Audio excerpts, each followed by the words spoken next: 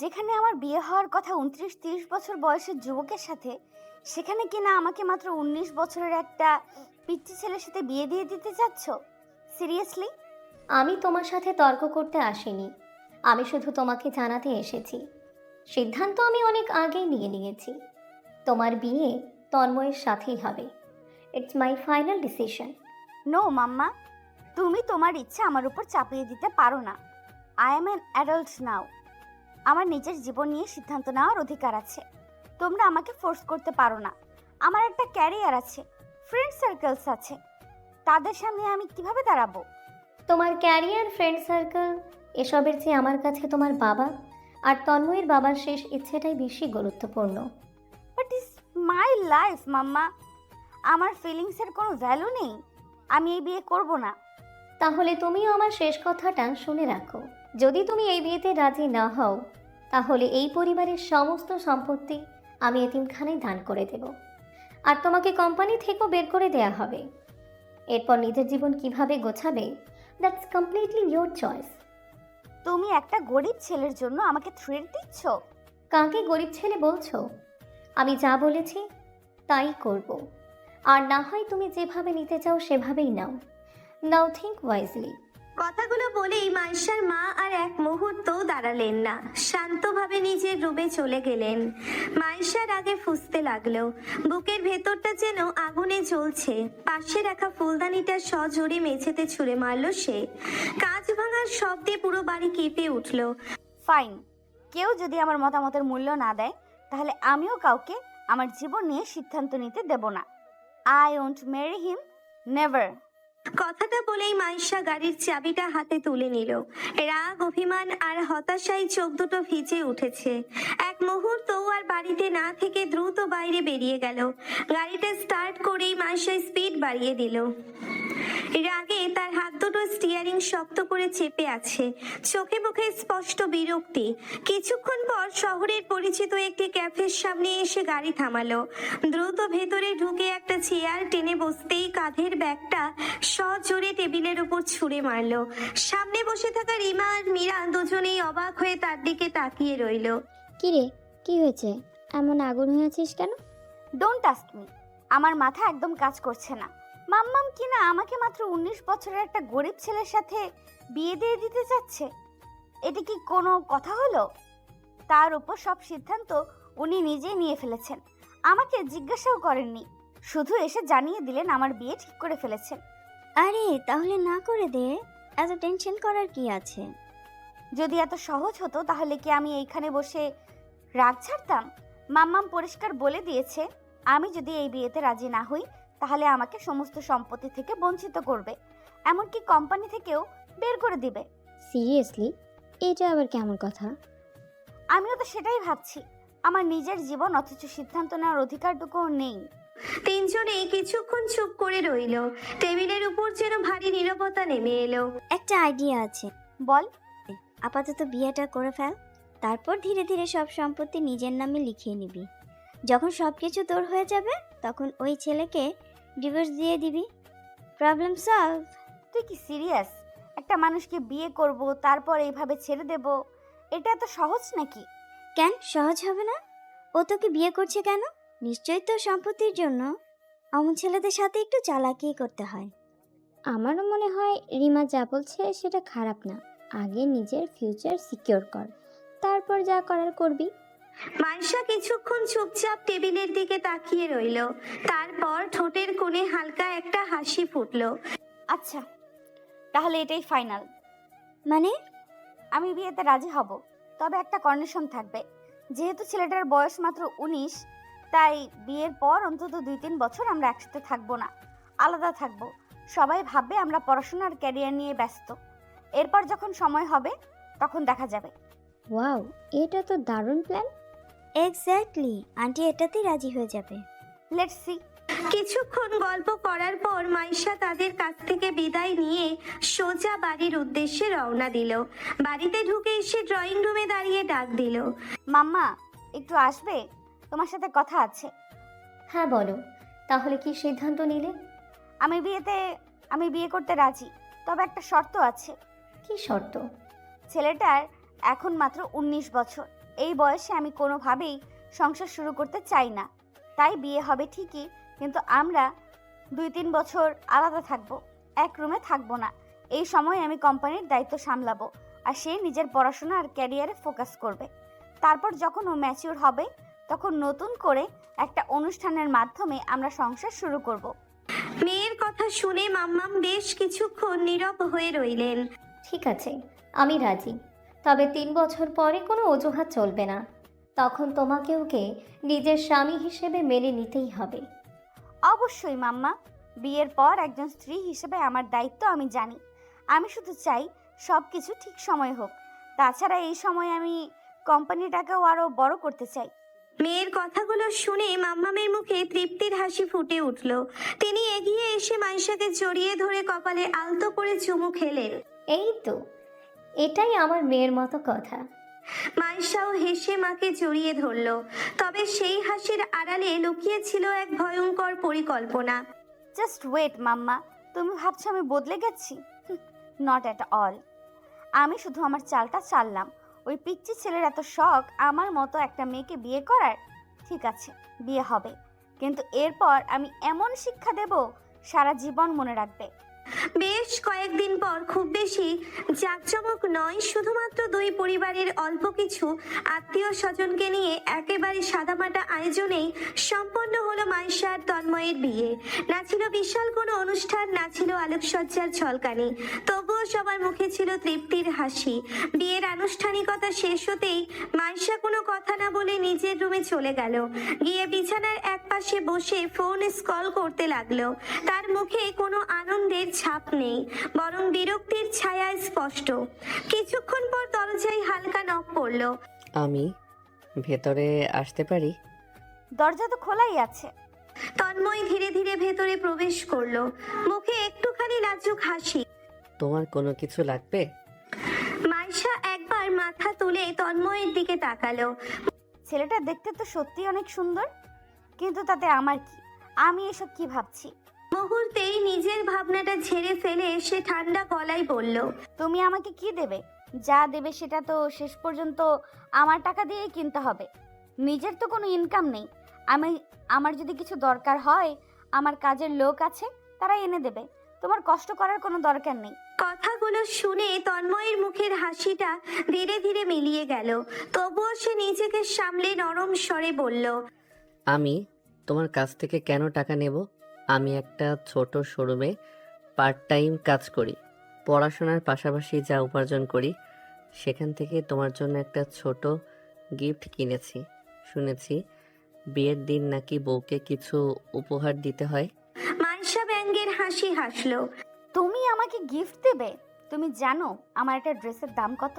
তোমার হয়তো পুরো মাসের বেতন দিয়েও আমার একটা ড্রেস কেনা সম্ভব না, আর তুমি কিনা আমাকে গিফট দেবে? সত্যি অনেক ফানি। তন্ময় আর কোনো উত্তর দিল না। বুকের ভেতরটা কেমন যেন মোচড় দিয়ে উঠল। তবুও সে পেছন থেকে ছোট্ট একটি গিফট বক্স বের করে মাইশার দিকে বাড়িয়ে দিল। এটা আমার তরফ থেকে, খুব দামি কিছু না, কিন্তু মন থেকে কিনেছি, যদি রাখো। বিরক্ত হলেও মাইশা বক্সটা হাতে নিল। ধীরে ধীরে খুলতেই ভেতরে দেখতে পেল খুব সুন্দর করে ভাঁজ করা একটা লাল শাড়ি। শাড়ির ওপর রাখা ছিল আর একটা ছোট্ট বক্স। সেটা খুলতেই বেরিয়ে এলো ছোট্ট একটি সোনার আংটি। কয়েক সেকেন্ডের জন্য মাইশা চুপ করে রইল। কখনো শাড়িটার দিকে, কখনো আংটির দিকে তাকালো, কিন্তু পরের মুহূর্তেই তার মুখ শক্ত হয়ে গেল। এসব সস্তা জিনিস আমি ব্যবহার করি না। Sari, I hate sari. আমি কোনোদিনও শাড়ি পরি না। এগুলো তোমার কাছেই রাখো। কথাটা বলেই সে বক্সটা ছুঁড়ে বিছানার একপাশে ফেলে দিল। তন্ময় এক মুহূর্ত স্থির হয়ে রইল, তারপর নিঃশব্দে নিচু হয়ে বক্সটা তুলে নিল। শাড়িটা খুব যত্ন করে আবার ভাঁজ করলো। আংটিটা আগের জায়গায় রেখে বক্স বন্ধ করে আলমারির এক কোণে সুন্দর করে রেখে দিল। এখানে থাকলো, যদি কোনোদিন তোমার ইচ্ছে হয় তাহলে পরে নিও, না হলেও কোনো সমস্যা নেই। এতটুকু বলেই তন্ময় ধীরে ধীরে রুম থেকে বেরিয়ে গেল। রুমে আবার নীরবতা নেমে এলো। ঠিক তখনই মাইশার চোখ পড়ল আলমারির পাশে রাখা একটি ছোট্ট সাদা খামের ওপর। কৌতূহল বশত খামটা হাতে নিয়ে খুলল। ভেতরে ছোট্ট একটি কাগজে সুন্দর হাতের লেখায় লেখা, একদিন লাল শাড়ি পরে এসো বউ। আমি চুপচাপ বসে শুধু তোমাকেই দেখব। দেখতে চাই লাল রংটা তোমার রূপে কতটা হার মানে। কথাগুলো পড়ে মাইশা কিছুক্ষণ নিশ্চুপ হয়ে রইল। কেন জানি বুকের ভেতর অদ্ভুত একটা অনুভূতি কাজ করলো, কিন্তু পরের মুহূর্তেই সে নিজেকে শক্ত করে নিল। নাটক। ঠোঁট বাঁকিয়ে কাগজটা আবার ভাঁজ করলো। তারপর সেটাকে আংটি আর লাল শাড়ির সঙ্গে একই বক্সের ভেতর রেখে আলমারির কোণায় ঠেলে দিল। যেন সেই ছোট্ট উপহারটার সঙ্গে তন্ময়ের অনুভূতিকেও সে তালাবদ্ধ করে রাখলো। পরের দিন সকালে সবাই একসাথে ডাইনিং টেবিলে বসে নাস্তা করছিল। পরিবেশটা ছিল শান্ত। হঠাৎ মাইশার মাম্মাম মুচকে হেসে মাইশার দিকে তাকালেন। শোনো মা, তোমাদের তো নতুন বিয়ে হয়েছে। আমি ভাবছিলাম আজকে একটু হসপিটালে গিয়ে তোমার পাপাকে দেখে এসো, তারপর তন্ময়কে নিয়ে একটু বাইরে ঘুরে আসবে, সারাদিন একসাথে সময় কাটাবে। কথাটা শুনে মাইশার ভীষণ বিরক্ত লাগলো, কিন্তু মুখে সেটা প্রকাশ করলো না। শিওর মাম্মাম, নো প্রবলেম। নাস্তা শেষ করেই সে উঠে দাঁড়ালো। তন্ময়ের হাত ধরে টেনে বলল, চলো। তন্ময় কিছু না বলে বাধ্য ছেলের মতো তার পেছন পেছন হাঁটতে লাগলো। কিন্তু মাইশা হসপিটালের দিকে না গিয়ে গাড়ি থামালো শহরের একটি অভিজাত ক্যাফের সামনে। ভেতরে ঢুকতেই দেখা গেল রিমা আর মীরা আগে থেকেই বসে আছে। ফাইনালি আমাদের ম্যাডাম আসছেন। মাইশা গিয়ে একটা চেয়ারে বসলো আর তন্ময়ের দিকে তাকিয়ে নির্লিপ্ত গলায় বলল, তুমি দাঁড়িয়েই থাকো। তন্ময় কোনো প্রতিবাদ করলো না, চুপচাপ একপাশে দাঁড়িয়ে রইল। কিরে, এটাই তোর পিচ্চি বর? মাশাল্লাহ, দেখতে তো একদম হিরো। আমি তো একেবারে ক্রাশ খেয়ে গেলাম। একদিনের জন্য দিবি? একটা ডেটে নিয়ে যেতাম। যদি এতই ভালো লাগে একেবারেই নিয়ে যা, আমার কোনো আপত্তি নেই। তিনজন একসাথে হেসে উঠল। এই হ্যান্ডসাম, যাবে নাকি আমাদের সাথে? আমরা কিন্তু দেখতে শুনতে কম না, আমাদের পেছনে ছেলেদের লাইন লেগে থাকে। সরি ম্যাম, আমার ওয়াইফ আছে। আমি কেন অন্য কারোর সাথে ঘুরতে যাব? আচ্ছা, এত লয়াল? যতদিন পর্যন্ত উনি আমার স্ত্রী, ততদিন পৃথিবীর কোনো মেয়ে আমার জীবনে আসতে পারবে না। আর শুধু ততদিন কেন, আমার জীবনে আমার স্ত্রী ছাড়া অন্য কোনো নারী কখনো সেই জায়গা পাবে না। কথাটা বলে সে একবার মাইশার দিকে তাকালো। আমি পৃথিবীতে দুইজন নারীকে সবচেয়ে বেশি ভালোবাসি। একজন আমার মা আর আরেকজন আমার স্ত্রী। মুহূর্তের জন্য পুরো টেবিলটাই নিশ্চুপ হয়ে গেল। মাইশা অবাক হয়ে তন্ময়ের দিকে তাকিয়ে রইল। এমন উত্তর সে একদমই আশা করেনি। বাহ, কিরে, কি বর পেয়েছিস? পুরোই ওয়াইফ অবসেসড। বাট অনেস্টলি ছেলেটা অনেক ভালো। এইসব বুঝিস না, সব নাটক। আমার সম্পত্তির জন্যই তো এত ভালো মানুষ সাজছে। না বউ, তুমি ভুল বলছো। কি? আমি কখনো তোমার সম্পত্তির 1 টাকাও চাই না। নিজের যোগ্যতায় নিজের ভবিষ্যৎ করব, অন্য কারো টাকায় না। খুব সাহস বেড়েছে তোমার। আমার সামনে দাঁড়িয়ে এত বড় বড় কথা বলো। তুমি আমার স্ত্রী, তোমার সামনে কথা বলার অধিকার আমার আছে। ছোট লোক, আমি কি তোমাকে ভালোবেসে বিয়ে করেছি? শুধুমাত্র মাম্মামের জন্য এই বিয়েটা করেছি। নয়তো তোমার মতো একটা গরিব 19 বছরের ছেলেকে আমি জীবনে তাকিয়েও দেখতাম না। কথাগুলো শুনে তন্ময়ের বুকটা মোচড় দিয়ে উঠল, কিন্তু সে কোনো উত্তর দিল না, শুধু মাথা নিচু করে দাঁড়িয়ে রইল। দেখতে দেখতে কয়েক সপ্তাহ কেটে গেল। এই কয়েক সপ্তাহে মাইশা সুযোগ পেলেই তন্ময়কে অপমান করত। কখনো নিজের বন্ধুদের সামনে তাকে ড্রাইভার বলে পরিচয় করিয়ে দিত, কখনো বলতো কাজের লোক। অথচ তন্ময় কখনো প্রতিবাদ করতো না, বরং প্রতিদিন নিয়ম করে মাইশার খোঁজ নিত। কখন কি লাগবে, কখন খাবার লাগবে, কখন বিশ্রাম দরকার, সবকিছু মাইশা বলার আগেই বুঝে যেত। মাঝে মাঝে মাইশা নিজেও অবাক হয়ে ভাবতো, এত অপমান করার পরেও মানুষটা এত শান্ত থাকে কিভাবে? একদিন রাতে মাইশা তার বন্ধুদের নিয়ে একটা ক্লাবে পার্টি করছিল। জোরে মিউজিক বাজছে, সবাই নাচছে। ঠিক তখনই একটা ছেলে মাইশার খুব কাছে এসে নাচতে শুরু করলো। মাইশা অস্বস্তি বোধ করলেও কিছু বলল না, কিন্তু দূর থেকে সবকিছুই দেখছিল তন্ময়। ছেলেটা আরো কাছে আসতেই তন্ময়ের মাথায় রক্ত চড়ে গেল। মুহূর্তের মধ্যে সে এগিয়ে গিয়ে ছেলেটার মুখে একটা প্রচন্ড ঘুষি মারলো। ছেলেটা মেঝেতে পড়ে গেল। আরও ম্যাট। সেও উঠে এসে তন্ময়ের সাথে মারামারিতে জড়িয়ে পড়ল। কয়েক মিনিটের মধ্যেই পুরো ক্লাবে বিশৃঙ্খলা শুরু হয়ে গেল। তন্ময়ের ঠোঁট ফেটে রক্ত বের হচ্ছে, হাতেও আঘাত লেগেছে, কিন্তু সে থামছে না। Tanmoy, stop it. তন্ময় হঠাৎ মাইশার দিকে ঘুরে তাকালো। তুমি ভুলে গেছো তুমি আমার স্ত্রী? তার কণ্ঠে আজ প্রথমবারের মতো রাগ স্পষ্ট। আমার বয়স কম হতে পারে, কিন্তু জীবন আমাকে অনেক আগেই বড় করে দিয়েছে। নিজেকে এত সিনিয়র ভাবো না। আমি এত অপমান সহ্য করেও তোমার পাশে থেকেছি, আর তুমি আমার সামনেই অন্য একটা ছেলের সাথে এত কাছাকাছি।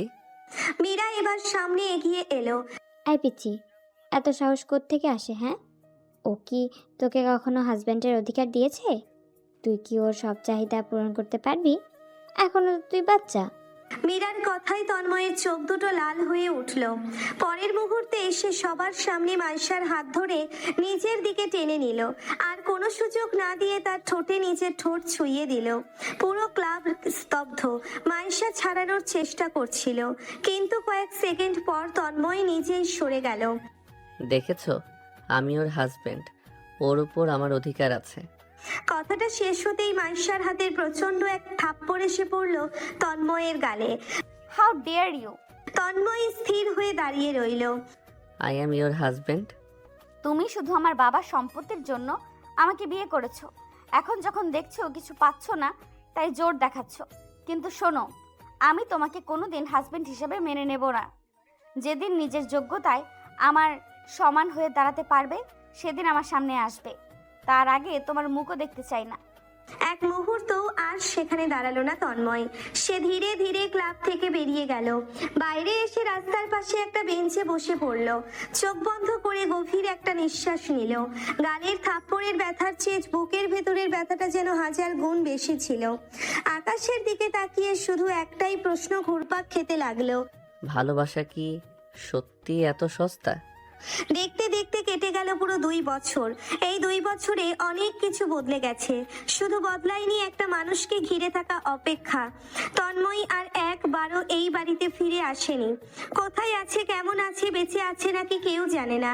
শুরুর দিকে মাইশা ভেবেছিল রাগ কমলেই হয়তো ছেলেটা ফিরে আসবে, কিন্তু একটা দিন, 2টা দিন, একটা মাস, তারপর বছর পেরিয়ে গেল, মানুষটা আর ফিরল না।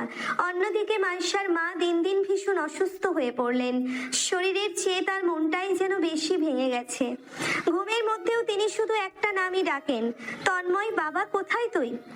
এই 2 বছরে মাইশার সাথে তার মায়ের সম্পর্ক অনেক বদলে গেছে।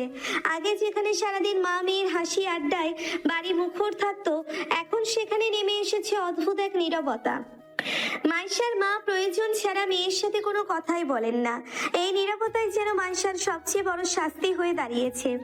আজও ঠিক তেমনই। মাইশা ধীরে ধীরে মায়ের রুমের দরজা ঠেলে ভেতরে ঢুকলো। বিছানায় শুয়ে আছেন তার মা, চোখ দুটো ছাদের দিকে স্থির। মাইশা ধীরে ধীরে গিয়ে বিছানার পাশে বসলো। কাপা হাতে মায়ের হাতটা নিজের হাতে তুলে নিল। মাম্মাম, কোনো উত্তর নেই। প্লিজ আমার দিকে একবার তাকাও। ধীরে ধীরে মহিলা চোখ ফিরিয়ে তাকালেন। মাইশার চোখ ইতিমধ্যেই ভিজে গেছে। আমি আমি বুঝতে পারিনি ব্যাপারটা এত দূর চলে যাবে। আমি তো শুধু রাগের মাথায় কথা বলেছিলাম। আমি ভাবিনি তন্ময় সত্যিই চলে যাবে। আমি জানি আমি অনেক বড় ভুল করেছি। আমি ওকে অপমান করেছি, অনেক কষ্ট দিয়েছি।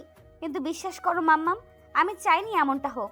তুমি 2 বছর ধরে আমার সাথে ঠিকমতো কথা বলো না, আমাকে দেখেই এড়িয়ে যাও। জানো এটা আমার খুব কষ্ট হয়। আমি তোমার রাগ প্রাপ্য, কিন্তু প্লিজ আর শাস্তি দিও না। আমার কোনো সম্পত্তি লাগবে না, কোনো কোম্পানি লাগবে না। আমি শুধু আমার মাম্মামকে চাই। Please talk to me. Maisha হাউমাউ করে কেঁদে উঠল। তার চোখের পানি গিয়ে পড়ছে মায়ের হাতের উপর। অনেকক্ষণ চুপ থেকে অবশেষে তার মা ধীরে ধীরে উঠে বসলেন। একটা দীর্ঘশ্বাস ছাড়লেন, তারপর খুব শান্ত গলায় বলতে শুরু করলেন। জানিস মাইশা, আমি তন্ময়কে এতটা ভালোবাসি কেন? কারণ শুধু সে ভালো ছেলে বলেই না, কারণ এই বাড়ি, এই কোম্পানি, এই সম্পদ, সব কিছুর মালিক ওর বাবা। মাইশা হতবাক হয়ে তাকিয়ে রইল। হোয়াট?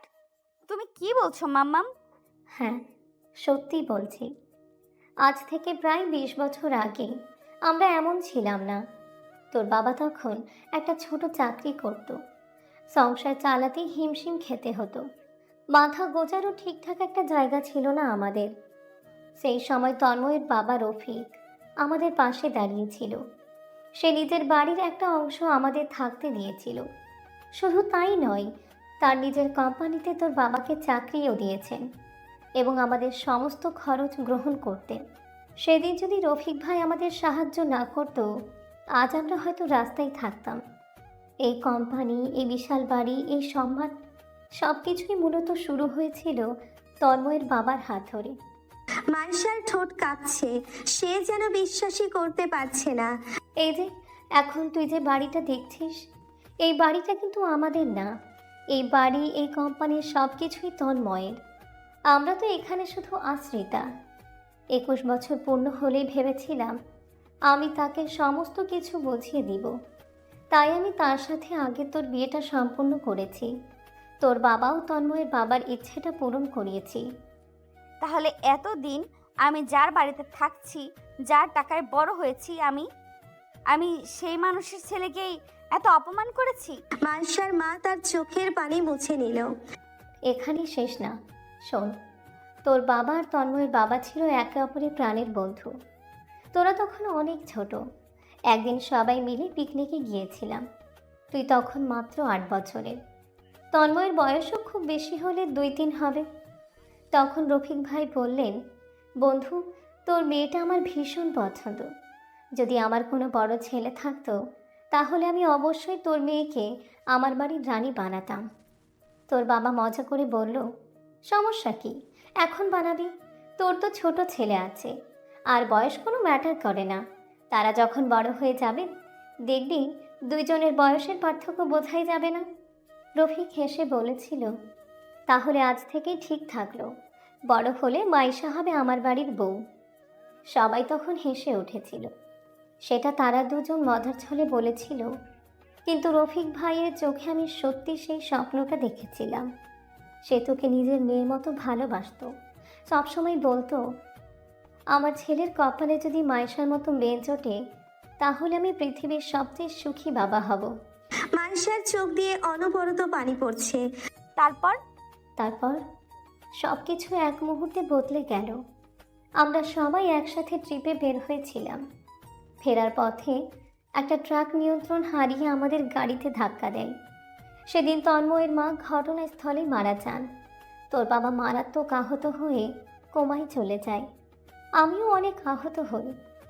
আর রফিক, সে নিজের চিকিৎসা না করিয়ে আমাদের চিকিৎসার জন্য নিজের শেষ টাকাটুকু খরচ করে দেয়।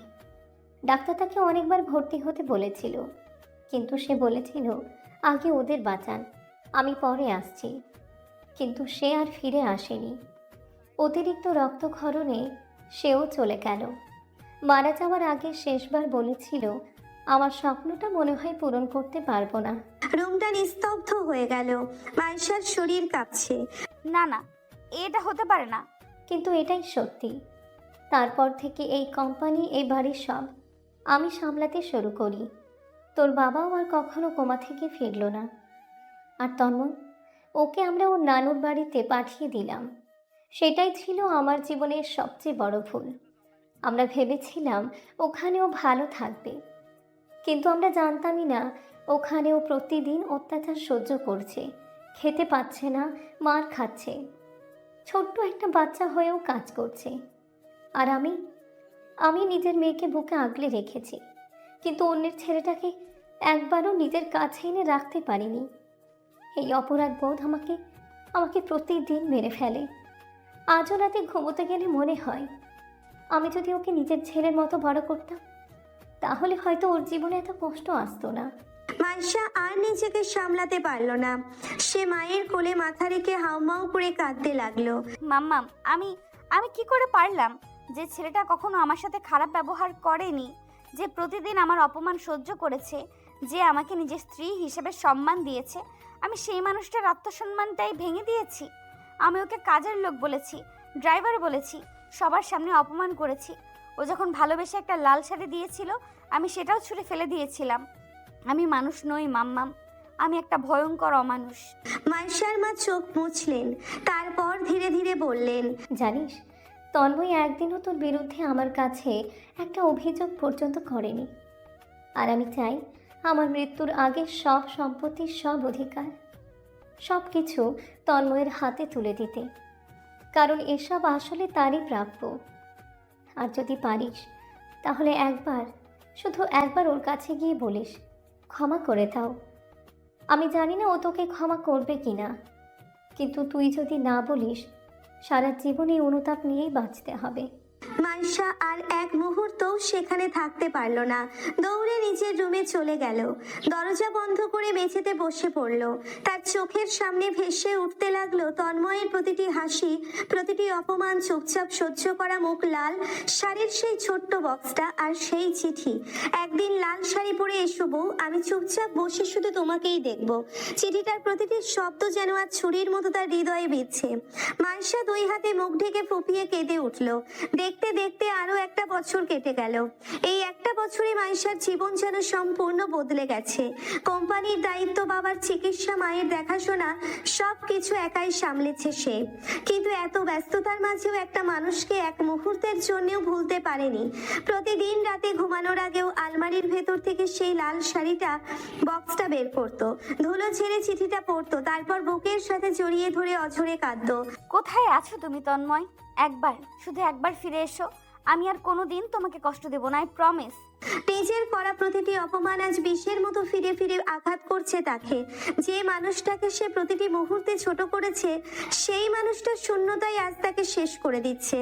একদিন অফিস শেষ করে মায়েশা তার দুই বান্ধবী রিমা আর মীরাকে নিয়ে শহরের একটি নামকরা ক্যাফেতে গেল। তিনজন গল্প করতে করতে কফি খাচ্ছিল। ঠিক তখনই ক্যাফের কাচের দরজা খুলে একজন যুবক ভেতরে প্রবেশ করলো। কালো স্যুট, সাদা শার্ট, হাতে দামি ঘড়ি, চোখে পাতলা ফ্রেমের চশমা, আত্মবিশ্বাসী হাঁটা। মাইশার চোখ হঠাৎই তার উপর আটকে গেল। পরের মুহূর্তেই তার হাত থেকে কফির কাপটা মেঝেতে পড়ে ভেঙে গেল। আরে দোস্ত, কি হলো তোর?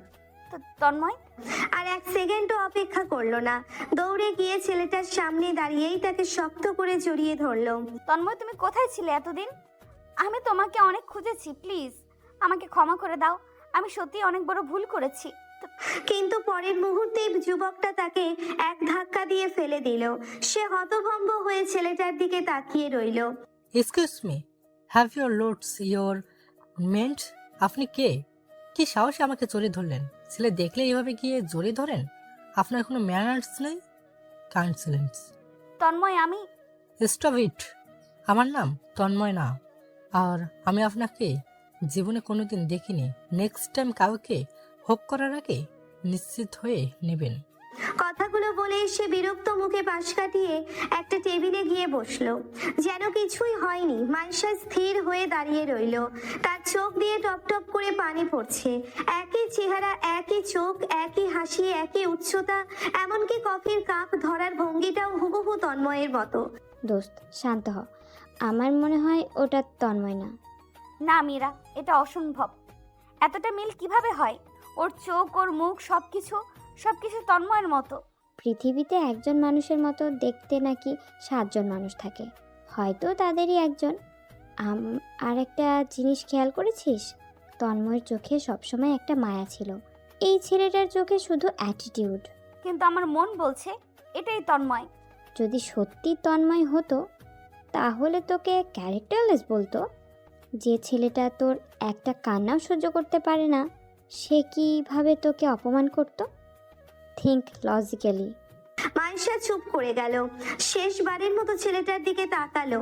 ছেলেটা খুব স্বাভাবিকভাবে কফিতে চুমুক দিচ্ছে, একবারও এদিকে তাকাচ্ছে না। মাইশা দীর্ঘশ্বাস ফেললো। হয়তো তুই ঠিকই বলেছিস। আমি হয়তো তন্ময়কে এতটাই মিস করি যে এখন সবাইকেই ওর মতো মনে হয়। চল বাসায় যাই। ক্যাফে থেকে বেরিয়ে আসার পর পুরো রাস্তা জুড়েই মাইশা একদম চুপচাপ। রিমা আর মীরা যতবারই কথা বলার চেষ্টা করেছে, ততবারই সে শুধু জানালার বাইরে তাকিয়ে থেকেছে। তার মাথার ভেতর বারবার ঘুরে ফিরে আসছে তন্ময়, সেই কণ্ঠস্বর, সেই চোখ, সবকিছুই তন্ময়ের মতো, অথচ মানুষটা যেন সম্পূর্ণ অপরিচিত। দোস্ত, এত ভাবছিস কেন? ফরগেট ইট, ও তন্ময় না। জানি না, কিন্তু আমার মনটা মানতে চাইছে না। একটা মানুষ আর একটা মানুষের মতো দেখতে হতে পারে, কিন্তু এতটা? ওর চোখের পলক ফেলা পর্যন্ত তন্ময়ের মতো ছিল। তুই এখন ইমোশনালি উইক হয়ে গিয়েছিস, তাই সবাইকে তন্ময় মনে হচ্ছে। হতে পারে, কিন্তু আমার মনে হচ্ছে কিছু একটা আছে। বাড়িতে ফিরেও কোনো শান্তি পেল না মাইশা। নিজের রুমে ঢুকে দরজা বন্ধ করে বিছানায় বসে রইল। চোখের সামনে বারবার সেই দৃশ্য ভেসে উঠছে। ঠিক তখনই তার ফোনে একটা নোটিফিকেশন এলো। Unknown number. মেসেজে মাত্র একটি লাইন লেখা, কাউকে হারানোর কষ্টটা কেমন এখন বুঝতে পারছো? মাইশার বুক কেঁপে উঠল। কে কে পাঠিয়েছে এটা? সে তাড়াতাড়ি কল ব্যাক করলো, কিন্তু the number you are trying to call is switched off. মাইশার কপালে ঘাম জমে গেল। সে আবার মেসেজ করলো, who are you, please reply. কিন্তু কোনো উত্তর এলো না। সারা রাত সে ঘুমাতে পারলো না। এগুলো ভেবেই ছটফট করছিল। পরের দিন সকালে ফ্রেশ হয়ে অফিসে গেল মাইশা, কিন্তু আজ তার মাথাটা একদমই কাজ করছে না। সারা রাতের অস্থিরতা এখনো কাটেনি। কেবিনে ঢুকেই চেয়ারে হেলান দিয়ে চোখ বন্ধ করে বসে রইল। বারবার সেই অচেনা অথচ পরিচিত মুখটা ভেসে উঠছে তার চোখের সামনে। ঠিক তখনই দরজায় নক পড়লো। May I come in ma'am? Yes, come in. Ma'am, আজকে তো আমাদের একটা খুব ইম্পর্টেন্ট মিটিং আছে। আনায়া গ্রুপ অফ ইন্ডাস্ট্রিজের সাথে আমাদের একটা খুব বড় প্রজেক্ট ডিল ফাইনাল হওয়ার কথা, তো কখন বের হবো? অনন্যা গ্রুপ অফ ইন্ডাস্ট্রিজ নামটা শুনেই মাইশা হঠাৎ চোখ খুলে কয়েক সেকেন্ড চুপ থেকে সে ধীরে ধীরে বলল, কোনোভাবে আজকের মিটিংটা কি ক্যান্সেল করা যায় না? সরি ম্যাম, এটা ক্যান্সেল করা প্র্যাকটিক্যালি ইম্পসিবল। এত বড় একটা প্রজেক্ট ক্যান্সেল করলে কোম্পানির লস হবে। আরেকটা বিষয় তো আপনি জানেনই না, কি? আনায়া গ্রুপ অফ ইন্ডাস্ট্রির সিইও খুবই স্ট্রিক্ট। তিনি সময়ের সঠিক ব্যবহার ভীষণ পছন্দ করেন। সামান্য ভুল বা লেট হলে তিনি সেই ডিল আর কন্টিনিউ করেন না। অনেক বড় বড় কোম্পানি আর তার এই নিয়মের কারণে প্রজেক্ট হারিয়েছে। তাই এখন যদি আমরা মিটিং পোস্টপোন করতে চাই, তাহলে হয়তো উনি আর আমাদের সঙ্গে ডিলটাই করবেন না। মাইশা দীর্ঘশ্বাস ফেললো। আজ তার মন একদমই ভালো নেই, তবুও বিজনেসের স্বার্থে নিজেকে শক্ত করতেই হবে। ঠিক আছে, তুমি সব ডকুমেন্টস, ফাইলস আর প্রেজেন্টেশন রেডি করো, আমরা একটু পরেই বের হব। Okay ma'am. ম্যানেজার বেরিয়ে যেতেই মাইশা আবার চেয়ারে হেলান দিয়ে চোখ বন্ধ করলো। দুপুর ঠিক 2টা। শহরের অন্যতম বিলাসবহুল 5 স্টার হোটেলের কনফারেন্স হলে বসে আছে মাইশা ও তার কোম্পানির কয়েকজন সিনিয়র অফিসার। তাদের ঠিক বিপরীতে বসে আছে অনন্যা গ্রুপ অফ ইন্ডাস্ট্রিজের জেনারেল ম্যানেজার এবং আরো 3 জন উচ্চ পদস্থ কর্মকর্তা। টেবিলের উপর সুন্দর করে সাজানো রয়েছে প্রজেক্ট ফাইল, ল্যাপটপ আর বিভিন্ন ডকুমেন্ট। সবাই শুধু একজন মানুষের অপেক্ষায়। এক্সকিউজ মি, আপনারা বলেছিলেন 2টায় মিটিং, কিন্তু এখনো তো আপনার সিইও আসলেন না। গ্রুপ অফ ইন্ডাস্ট্রিজ এর ম্যানেজার, সরি ম্যাম, স্যার আড়াইটায় মিটিং রেখেছিল, কিন্তু আমরা লঞ্চের জন্য 30 মিনিট আগে আপনাদের ডেকেছি। এখনও ঠিক 2:30 বাজেনি। আমাদের স্যার কখনো 1 সেকেন্ডও আগে বা পরে কোথাও যান না। এক্স্যাক্টলি 2:30 PM উনি এখানে প্রবেশ করবেন। টাইম ম্যানেজমেন্ট নিয়ে উনি খুবই স্ট্রিক্ট। আমরা বরং একটু আগেই চলে এসেছি সব কিছু রেডি করে রাখার জন্য। ও আচ্ছা। সবাই অপেক্ষা করতে লাগলো। এর মাঝেই হালকা লাঞ্চ সেরে নেওয়া হলো। তারপর আবার সবাই নিজ নিজ জায়গায় বসে পড়লো। ঘড়ির কাঁটা ঠিক 2:30 ছুতেই কনফারেন্স হলের কাচের দরজাটা ধীরে ধীরে খুলে গেল। 2 জন সিকিউরিটির মাঝখানে এক সুদর্শন যুবক আত্মবিশ্বাসী ভঙ্গিতে ভেতরে প্রবেশ করলো। কালো রঙের স্যুট, হাতে দামি ঘড়ি, চোখে কালো সানগ্লাস, মুখে এক অদ্ভুত গাম্ভীর্য। তাকে দেখেই সবাই সম্মান দেখিয়ে দাঁড়িয়ে পড়লো। কিন্তু মাইশা যেন পাথর হয়ে গেল। তার চোখ বিস্ময়ে বড় হয়ে উঠল। তন্ময়? যুবকটি কোনো দিকে না তাকিয়ে এসে নিজের চেয়ারে বসলো। তারপর ধীরে ধীরে সানগ্লাসটা খুলে টেবিলের ওপর রাখলো। গভীর কণ্ঠে বলল, গুড আফটারনুন এভরিবডি। আশা করি সবাই রেডি আছেন। তাহলে কি আমরা প্রজেক্ট ডিসকাশন শুরু করতে পারি? স্যার। মাইশার চোখ এখনো স্থির হয়ে আছে যুবকটার মুখে। একই চোখ, একই হাসি, একই চেহারা, শুধু নামটা আলাদা। এমএস মাইশা, আপনার কোম্পানিকে প্রেজেন্টেশনের জন্য রেডি? কিন্তু মাইশার যেন কোনো হোশই নেই। মিস মাইশা। জি জি না, মানে তন্ময়। কথাটা শুনেই পুরো কনফারেন্স রুম নিস্তব্ধ হয়ে গেল। যুবকটি ভ্রুকুচকে শান্ত গলায় বলল, আই থিঙ্ক আপনি ভুল করছেন। আমার নাম তন্ময় নয়, আদনান। আশা করি এরপর থেকে আমাকে এই নামেই ডাকবেন। সরি, আমি আসলে ইটস ওকে। এখন বিজনেস ফোকাস করি। এরপর পুরো মিটিং জুড়ে আদনান একদম প্রফেশনাল ভঙ্গিতে প্রজেক্ট নিয়ে আলোচনা করলো। তার প্রতিটি সিদ্ধান্ত, প্রতিটি কথা শুনে সবাই মুগ্ধ। অবশেষে প্রায় 2 ঘন্টা পর ডিল ফাইনাল হয়ে গেল। এক এক করে সবাই বেরিয়ে যেতে লাগলো। আদনানও বের হয়ে যাচ্ছিল, ঠিক তখনই এক্সকিউজ মি, ইয়েস।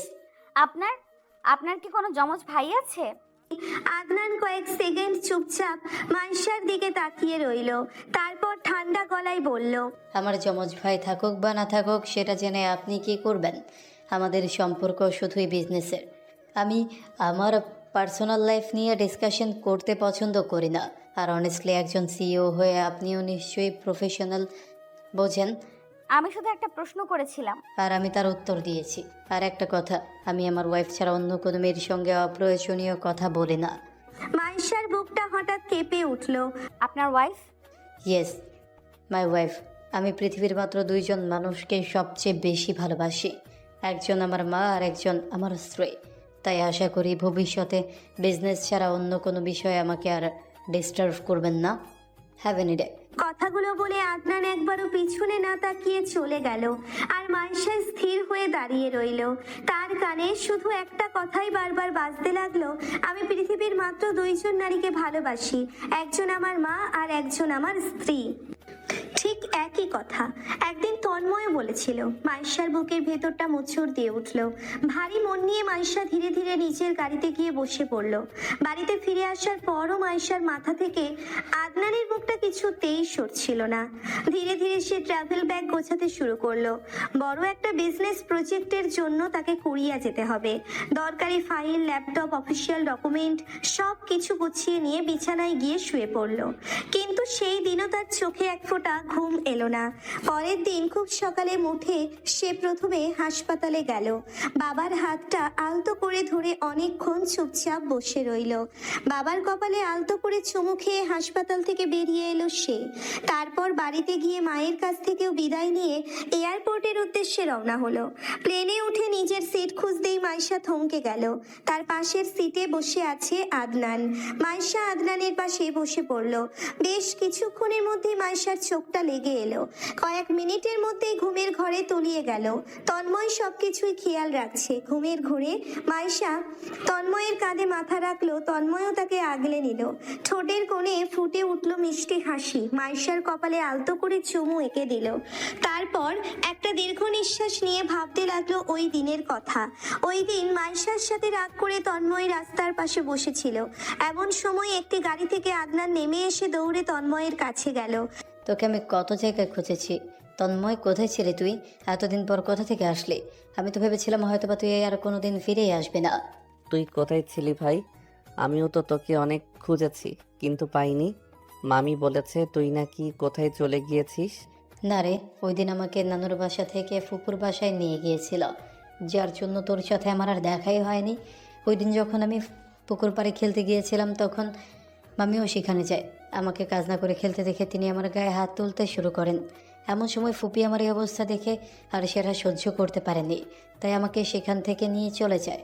ওই দিনের পর ফুপি অনেকবার গিয়েছিল মামির কাছ থেকে তোকে নিয়ে আসতে, কিন্তু মামি বলেছে তুই নাকি সেখানে নেই। তারপর যখন ফুপি বাসে গিয়েছিল তখন ওই আন্টিও বলেছিল যে তুই নাকি ওইখানে নেই, তাই ফুপি তোকে খুঁজেও পায়নি। তখন হতাশ হয়ে ফিরে গিয়েছি। এত বছর পর আমি এই 1 মাস আগে এখানে এসেছি। নানার বাসায় গিয়েছিলাম, ভাবছিলাম কালকে যাব আমাদের সেই বাসায়, কিন্তু সময় হয়ে ওঠেনি। একটা ব্যবসার কাজের জন্য এখানে এসেছি, কিন্তু এমনভাবে যে আমি তোকে পেয়ে যাব তন্ময়, আমি সেটা কখনো ভাবিনি। তন্ময় এবার আদনানকে জড়িয়ে ধরল। আমি তো সেখানেই ছিলাম। মামি আমাকে দিয়ে সব কাজ করাতো। আমি চলে গেলে তাদের বাড়ির সকল কাজ করবে কে? এজন্যই তোদের মিথ্যা কথা বলেছে। আর আন্টি আমাকে সেখান থেকে 2 বছর আগে নিয়ে এসেছে।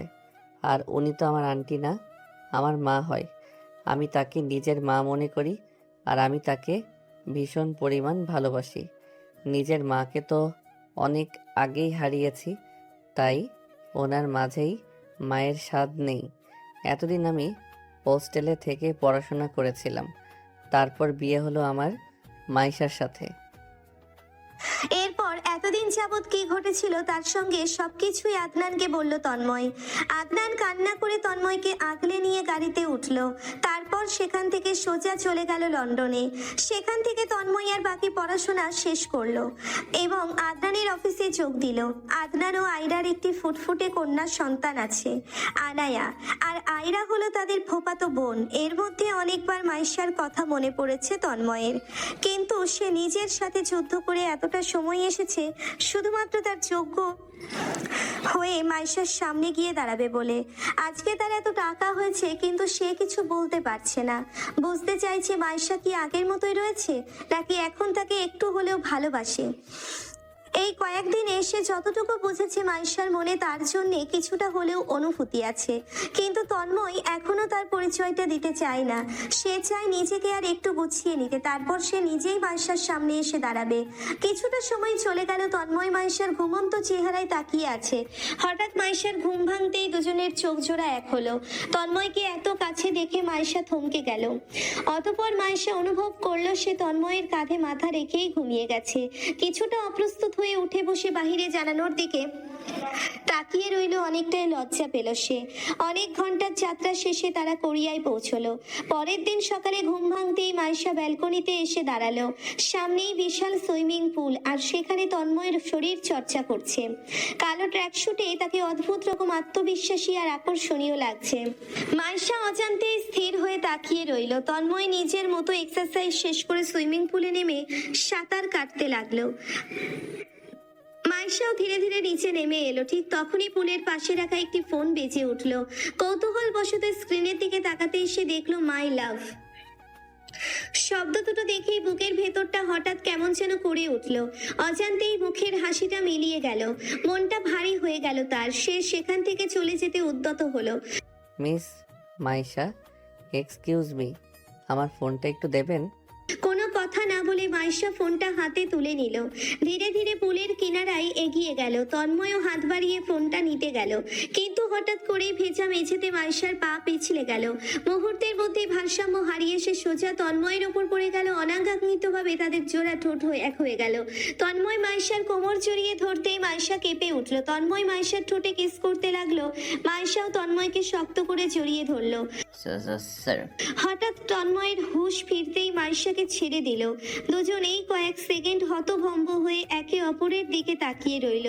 তন্ময় স্বভাবতই মাইশাকে পড়ে যাওয়া থেকে বাঁচাতে তার দুই কাঁধ ধরে রেখেছিল।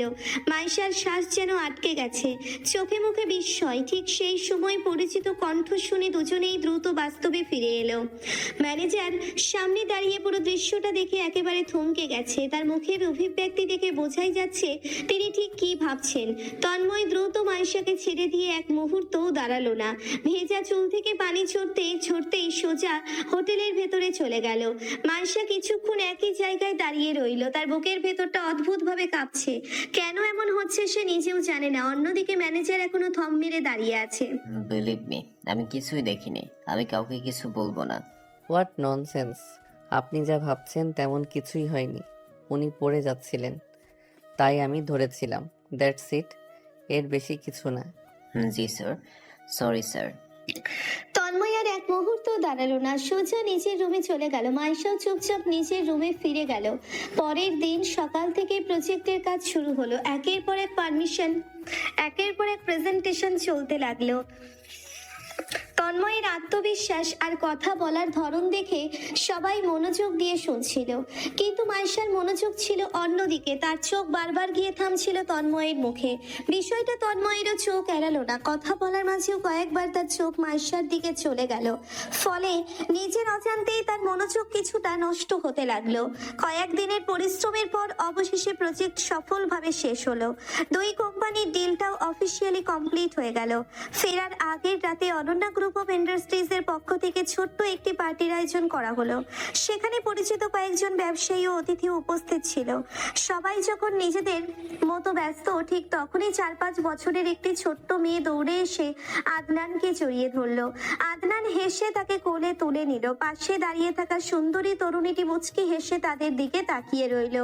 অজান্তেই মাইশার চোখ ভিজে উঠল। কেন কষ্ট হচ্ছে সে নিজেও জানে না। চুপচাপ পার্টি থেকে বেরিয়ে যেতে লাগলো, কিন্তু তার চলে যাওয়া যাওয়াটা তন্ময়ের চোখ এড়ালো না। সে ছোট্ট মেয়েটিকে ওই আয়রার কোলে দিয়ে দ্রুত মাইশার পেছনে হাঁটতে শুরু করলো। পার্টি হল থেকে একটু দূরে যেতেই কয়েকজন মাতাল বিদেশি যুবক মাইশার পথ আটকে দাঁড়ালো। তারা অদ্ভুত ভাষায় কথা বলতে বলতে তার খুব কাছে চলে আসছিল। মাইশা ভয় পেয়ে কয়েক পা পিছিয়ে গেল। ঠিক তখনই পেছন থেকে পরিচিত একটি কণ্ঠ ভেসে এলো। বেবি এখানে দাঁড়িয়ে আছো কেন? বলেই কোনো সুযোগ না দিয়ে তন্ময় আলতো করে মাইশার কাঁধে হাত রাখলো। বিষয়টা দেখে ছেলেগুলো একে অপরের দিকে তাকিয়ে সবাই সেখান থেকে সরে গেল। মাইশা দীর্ঘশ্বাস ফেললো। Thank you. আমি শুধু একজন সহকর্মী হিসেবে আমার দায়িত্ব পালন করেছি। কথাটা বললেও কেন যেন তার কণ্ঠে লুকিয়েছিল অন্যরকম এক অনুভূতি। তন্ময় নিজেই মাইশাকে নিরাপদে হোটেল পর্যন্ত পৌঁছে দিল। রেস্ট নিন, আগামীকাল সকালে আমাদের বাংলাদেশে ফিরতে হবে। Good night. পরের দিন খুব ভোরেই সবাই বাংলাদেশে ফেরার জন্য এয়ারপোর্টে পৌঁছে গেল। কিছুক্ষণ পর সবাই প্লেনে উঠে বসলো। প্রায় 5 ঘন্টার যাত্রা শেষে তারা বাংলাদেশে পৌঁছে গেল। বাড়িতে ফিরেই মাইশা নিজের রুমে গিয়ে দরজা বন্ধ করে দিল। ড্রেসিং টেবিলের সামনে বসে আয়নায় নিজের মুখটার দিকে তাকিয়ে রইল। আজকাল নিজেকেই তার অচেনা লাগে। আয়নায় নিজের ভেজা চোখের দিকে তাকিয়ে গড়িয়ে পড়া অশ্রুটা আঙুলের ডগায় মুছে ধীরে ধীরে বলতে লাগলো। অপেক্ষা করতে করতে একদিন হয়তো অভ্যাস হয়ে যাবে। শুধু তুমি ফিরবে না, এই সত্যিটা মানতে পারবো না। তোমার আসার অপেক্ষায় আজও দরজা খুলে রাখি। শুধু তুমি জানো না কত রাত তোমার আশায় কেটে যায়। অপেক্ষারও বোধহয় একটা ক্লান্তি আছে, তবুও মনটা তোমার জন্য অপেক্ষা করা ছাড়ে না। তুমি আসবে কিনা জানি না, তবুও প্রতিদিন মনে হয় আজ হয়তো তুমি আসবে। কিছু অপেক্ষা শেষ হয় না, শুধু মানুষটা একদিন অপেক্ষা করতে করতে নীরব হয়ে যায়।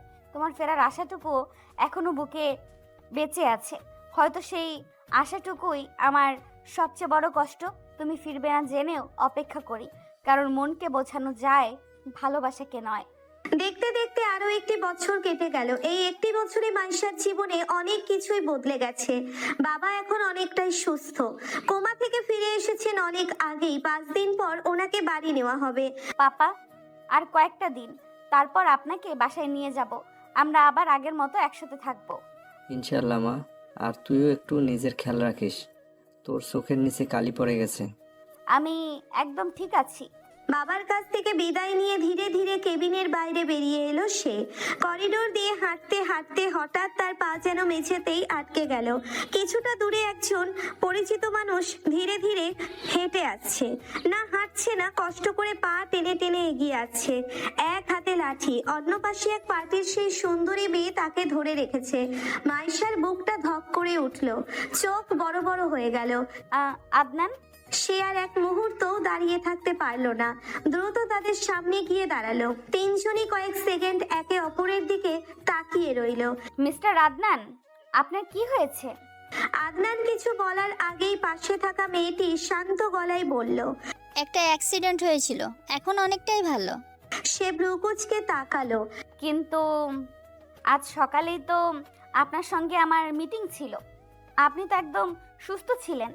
আদনান এক মুহূর্ত চুপ করে থেকে মৃদু হেসে বলল, তোমার সঙ্গে দেখা হওয়ার পরই একটু সমস্যা হয়েছে। ডোন্ট ওয়ারি, আই এম ওকে। কথাগুলো শুনে মাইশার মনে অদ্ভুত একটা সন্দেহ জেগে উঠল। এই মানুষটার কণ্ঠস্বর, চোখের চাহনি, কথা বলার ভঙ্গি কেমন যেন আলাদা। সে কিছু বলতে গিয়েও থেমে গেল। তারা দুজন ধীরে ধীরে লিফটের দিকে চলে গেল। মাইশাও নিচে নামতে লাগলো, কিন্তু হাসপাতালের গেটের কাছে পৌঁছতেই আবারও সে জমে গেল। একটি কালো রঙের গাড়ির দরজা খুলে একজন যুবক উঠে বসলো। এক ঝলক মুখটা দেখেই মাইশার নিঃশ্বাস বন্ধ হয়ে গেল। এ তো আদনান, একদম সুস্থ, একদম স্বাভাবিক। গাড়িটা মুহূর্তেই হাসপাতাল ছেড়ে চলে গেল। মাইশার মাথা ঝিমঝিম করতে লাগলো। তাহলে উপরে যাকে দেখলাম সে কে? না, এবার সত্যিটা জানতে হবেই। সে দৌড়ে আবার হাসপাতালের ভেতরে ঢুকে গেল। সোজা রিসেপশনের সামনে গিয়ে দাঁড়ালো। শ্বাস নিতে কষ্ট হচ্ছে তার। এক্সকিউজ মি, এখানে কি আদনান নামে কোনো পেশেন্ট ভর্তি আছেন? জি ম্যাম, রুম নং 102। উনি প্রায় 5 মাস ধরে এখানে ভর্তি আছেন। একটা ভয়াবহ রোড অ্যাক্সিডেন্টে ওনার পায়ে গুরুতর আঘাত লাগে, এখন চিকিৎসা চলছে। মাইশা মাইশার হাত পা ঠান্ডা হয়ে গেল। সে দৌড়ে 102 নম্বর কেবিনের সামনে এসে দাঁড়ালো। দরজাটা আধ খোলা। ভেতরে তাকিয়ে সে দেখলো সেই মেয়েটি নিজের হাতে আদনানকে খাইয়ে দিচ্ছে। মাইশা ধীরে ধীরে ভেতরে ঢুকতেই দুজনেই অবাক হয়ে তাকালো। ঘরটা নিস্তব্ধ। প্লিজ আর লুকাবেন না। আপনি যদি সত্যি আদনান হন তাহলে একটু আগে নিচে যাকে দেখলাম সে কে? আমি সত্যিটা জানতে চাই। আজ আর কোনো মিথ্যা শুনবো না। আয়রা দীর্ঘশ্বাস ফেললো। আদনান চোখ বন্ধ করে রইল। কিছুক্ষণ নীরবতার পর আয়রা ধীরে ধীরে বলল, তোমার সামনে যে বসে আছে সেই আসল আদনান, আমার স্বামী। আর আজ নিচে যাকে দেখেছো সে তোমার স্বামী তন্ময়। কথাটা শুনেই মাইশার হাত থেকে ব্যাগটা মেঝেতে পড়ে গেল। তার চোখ ঝাপসা হয়ে এলো, ঠোঁট কাঁপছে, কথা বের হচ্ছে না, শুধু চোখ দিয়ে অনবরত জল গড়িয়ে পড়ছে। তাহলে সে বেঁচে আছে? হ্যাঁ, সে বেঁচে আছে আর তোমাকে খুব ভালোবাসে, কিন্তু নিজের পরিচয়ে তোমার সামনে দাঁড়াতে চেয়েছিল। তোমার সামনে একজন সফল মানুষ হয়ে ফিরতে চেয়েছিল, তাই সে নিজের ভাইয়ের পরিচয় নিয়েছে। ভাই মানে? তন্ময় আর আদনান ওরা যমজ ভাই। মাইশা যেন পুরো পৃথিবীটাই ভুলে গেল। একটার পর একটা রহস্য খুলছে, কিন্তু সে কিছুই বিশ্বাস করতে পারছে না। কিন্তু তন্ময়ের তো কোনো ভাই নেই, আমি কখনো শুনিনি। হয়তো তুমি জানো না, তবে তোমার ফ্যামিলির প্রায় সবাই জানে। যেদিন তুমি তাকে অপমান করে বের করে দিয়েছিলে সেদিনই ভাগ্যকে ওর নিজের ভাইয়ের কাছে নিয়ে যায়। সেখান থেকেই শুরু হয় নতুন যুদ্ধ, নতুন জীবন, নতুন পরিচয়। আজ যে তন্ময়কে তুমি খুঁজে বেড়াচ্ছ তার সফল হওয়ার পেছনে তোমার অপমানও একটা কারণ। সে জেদ করেছিল একদিন তোমার সামনে মাথা উঁচু করে দাঁড়াবেই। মাইশা হাউমাউ করে কেঁদে ফেললো। আমি তাকে খুব কষ্ট দিয়েছি, খুব। কিন্তু বিশ্বাস করুন, আজও আমি শুধু তাকেই ভালোবাসি। আজও প্রতিদিন প্রতিটা মুহূর্তে আমি শুধু আমার তন্ময়কেই খুঁজি। একটা কথা রাখবেন? বলুন। তন্ময়কে বুঝতে দেবেন না যে আমি সব সত্যি জেনে গেছি। আমি কথা দিচ্ছি আমি কিছুই প্রকাশ করব না। চোখের জল মুছে ধীরে ধীরে কেবিন থেকে বেরিয়ে গেল মাইশা। শহরের অভিজাত একটি কফি শপের এক কোণে জানালার পাশে বসেছিল তন্ময়, যে এখনো নিজের স্ত্রীকে নিঃস্বার্থভাবে ভালোবাসে। তার সামনে ধোয়া ওঠা এক কাপ ব্ল্যাক কফি, হাতে ছোট্ট একটি ওয়ালেট। ধীরে ধীরে ওয়ালেটটা খুলে ভেতর থেকে একটা ছবি বের করলো। ছবিটাতে মাইশা হাসছে। ছবিটার দিকে একদৃষ্টিতে তাকিয়ে তন্ময়ের ঠোঁটের কোণে অজান্তেই একটি মৃদু হাসি ফুটে উঠল। বিশ্বাস করো বউ, আমি তোমাকে এতটা কষ্ট দিতে চাই না, কিন্তু তোমাকে এটা বুঝতে হবে যে তুমি সত্যি আমাকে ভালোবাসো কিনা। নাকি শুধু অপরাধ বোধ থেকেই আমাকে খুঁজে বেড়াচ্ছ। আমি চাই তুমি নিজের মন থেকে আমাকে স্বামী হিসেবে গ্রহণ করো, রেসপেক্ট করো, ভালোবাসো, বাধ্য হয়ে নয়, নিজের ইচ্ছায়। ছবিটার ওপর আলতো করে হাত বুলিয়ে আবার ওয়ালেটে রাখতে যাবে, ঠিক তখনই তার চোখ হঠাৎ কফি শপের কাচের দরজার দিকে পড়ল। পর মুহূর্তেই তার মুখের হাসিটা মিলিয়ে গেল। ভেতরে ঢুকছে মাইশা, কিন্তু সে একা নয়, তার সঙ্গে একজন সুদর্শন যুবক। দুজনেই হাসতে হাসতে ভেতরে প্রবেশ করলো। তন্ময় অজান্তেই চেয়ারের হাতলটা শক্ত করে চেপে ধরলো। তার দৃষ্টি আর এক মুহূর্তের জন্যও মাইশার ওপর থেকে সরল না। ওরা এসে ঠিক তার সামনের দিকের একটি টেবিলে বসলো। ছেলেটা খুব স্বাভাবিকভাবে মাইশার দিকে ঝুঁকে কথা বলছে। মাইশাও মাঝে মাঝে হেসে উঠছে। ওয়েটার এসে কফি দিয়ে যেতেই ছেলেটা কাপটা এগিয়ে দিল মাইশার দিকে। কিছুক্ষণ পর মাইশার মুখের সামনে উড়ে আসা চুলগুলো খুব যত্ন করে কানের পাশে সরিয়ে দিল সে। মাইশা কিছু বলল না, শুধু মৃদু হেসে তার দিকে তাকালো। এই দৃশ্যটা যেন তন্ময়ের বুকের ভেতর ধারালো ছুরির মতো বিঁধল। তার চোয়াল শক্ত হয়ে গেল, চোখ দুটো রক্তিম হয়ে উঠল। হাতের কফির কাপটা এত জোরে চেপে ধরেছিল যে কাপটা হালকা কেঁপে উঠল।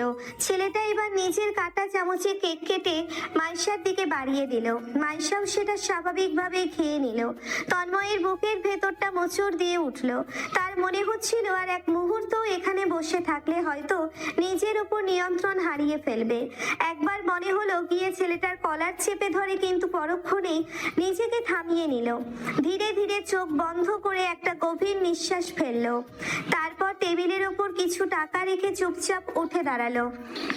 শেষবারের মতো একবার মাইশার দিকে তাকালো। চোখে ছিল সীমাহীন অভিমান আর অদৃশ্য এক যন্ত্রণা। দেখতে দেখতে আরো কয়েকটা দিন কেটে গেল। আদনান এখন অনেকটাই সুস্থ। প্রতিদিনের মতো আজও তন্ময় সকালে হাসপাতালে গিয়ে প্রথমে আদনানকে দেখে এসেছে। তারপর মাইশার বাবার কেবিনেও কিছুক্ষণ বসেছিল, কিন্তু আজ কেন যেন তার মনটা অদ্ভুত ভারী লাগছে। বুকের ভেতরটা কেমন শূন্য শূন্য লাগছে। সবকিছু থেকে দূরে থাকতে সে চলে এলো তার সবচেয়ে প্রিয় জায়গাটায়, শহরের এক নিরিবিলি পুকুর পাড়ে। চারদিকে বড় বড় গাছ, হালকা বাতাসে পানির ঢেউ, আর সেই পুরনো কাঠের বেঞ্চ। সেখানে চুপচাপ বসে পানির দিকে তাকিয়ে আছে তন্ময়। ঠিক তখনই ধীর পায়ে সেখানে এসে দাঁড়ালো মাইশা। কিছুক্ষণ দূর থেকে এই তন্ময়ের দিকে তাকিয়ে রইল, তারপর নিঃশব্দে এসে তার পাশেই বসে পড়ল। মন খারাপ? তন্ময় একবার শুধু তার দিকে তাকালো, তারপর আবার চোখ ফিরিয়ে নিল, কোনো উত্তর দিল না। কি হলো, আজ এত চুপচাপ কেন? তন্ময় একটা দীর্ঘশ্বাস ফেললো, ঠোঁট নড়লো, কিন্তু কোনো শব্দ বের হলো না। মাইশা এবার মৃদু হেসে সামনের পুকুরের দিকে তাকালো, তারপর খুব শান্ত গলায় বলতে শুরু করলো। জানেন, আমার একটা পিচ্চি বর ছিল, তাকে আমি কখনোই বুঝিনি। সবসময় ভাবতাম সে গরিব, আমার থেকে ছোট, আমার যোগ্য না, তাই সুযোগ পেলেই তাকে অপমান করতাম, তার আত্মসম্মানটুকুও রাখিনি। কিন্তু সে যখন অভিমান করে আমার জীবন থেকে চলে গেল, তখন বুঝলাম আমি ওকে কতটা ভালোবেসে ফেলেছি। মাইশার চোখ ভিজে উঠলো, কণ্ঠটাও কেঁপে গেল। এই 3টা বছর প্রতিটা রাত আমি ওর অপেক্ষায় কাটিয়েছি। একটা দিনও এমন যায়নি যেদিন আমি ওকে মিস করিনি। বিশ্বাস করুন, এখনো চোখ বন্ধ করলেই ওর মুখটা ভেসে ওঠে। তন্ময়ের বুকের ভেতরটা মোচড় দিয়ে উঠল। নিজের অনুভূতিগুলো যেন তাকে বারবার বলছে, তন্ময় এখনই তোর ভালোবাসাকে আগলে নে। জানেন, আপনাকে প্রথম যেদিন দেখেছিলাম সেদিনই মনে হয়েছিল আপনি আমার তন্ময়। আপনার কথা বলার স্টাইল, রাগ, কেয়ার সব কিছু একদম তার মতো। আপনার পাশে এলেই আমার মনে হয় আমি যেন আবার তাকে ফিরে পেয়েছি।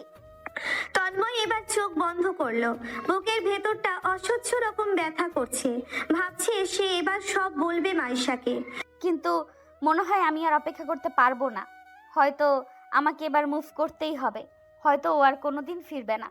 কথাটা শুনে তন্ময়ের বুকের ভেতর যেন কেউ ধারালো ছুরি বসিয়ে দিল। মুহূর্তেই তার চোখ লাল হয়ে উঠল। সে অবিশ্বাসের দৃষ্টিতে মাইশার দিকে তাকিয়ে রইল। মাইশা উঠে দাঁড়ালো, যাওয়ার আগে তন্ময়ের দিকে তাকিয়ে মিষ্টি করে হাসলো। আচ্ছা, পরে আবার দেখা হবে মিস্টার আদনান।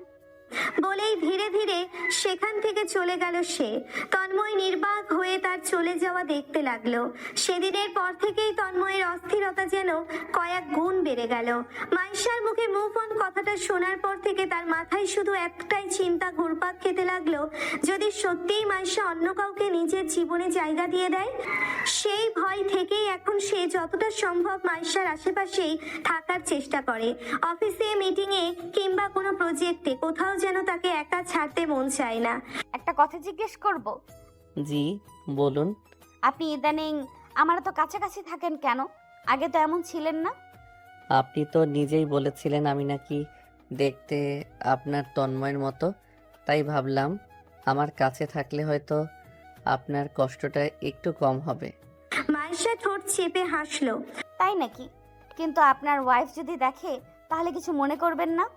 প্রশ্নটা শুনে তন্ময় একদম থতমত খেয়ে গেল। আপনিই তো বলেছিলেন নিজের স্ত্রী ছাড়া অন্য কোনো মেয়ের সাথে কথা বলেন না, তাহলে এখন আমার সাথে এত সময় কাটাচ্ছেন কেন? তন্ময় পুরোপুরি ধরা খেয়ে গেল। কয়েক সেকেন্ড শুধু মাইশার দিকে তাকিয়ে রইল, তারপর কাশির ভান করে গম্ভীর মুখে বলল, আসলে আপনি তো আমার বিজনেস পার্টনার, কাজের জন্যই। ও আচ্ছা, শুধু কাজের জন্য? ধরা পড়ে যাচ্ছেন মিস্টার তন্ময়, আর বেশি দিন লুকিয়ে থাকতে পারবেন না।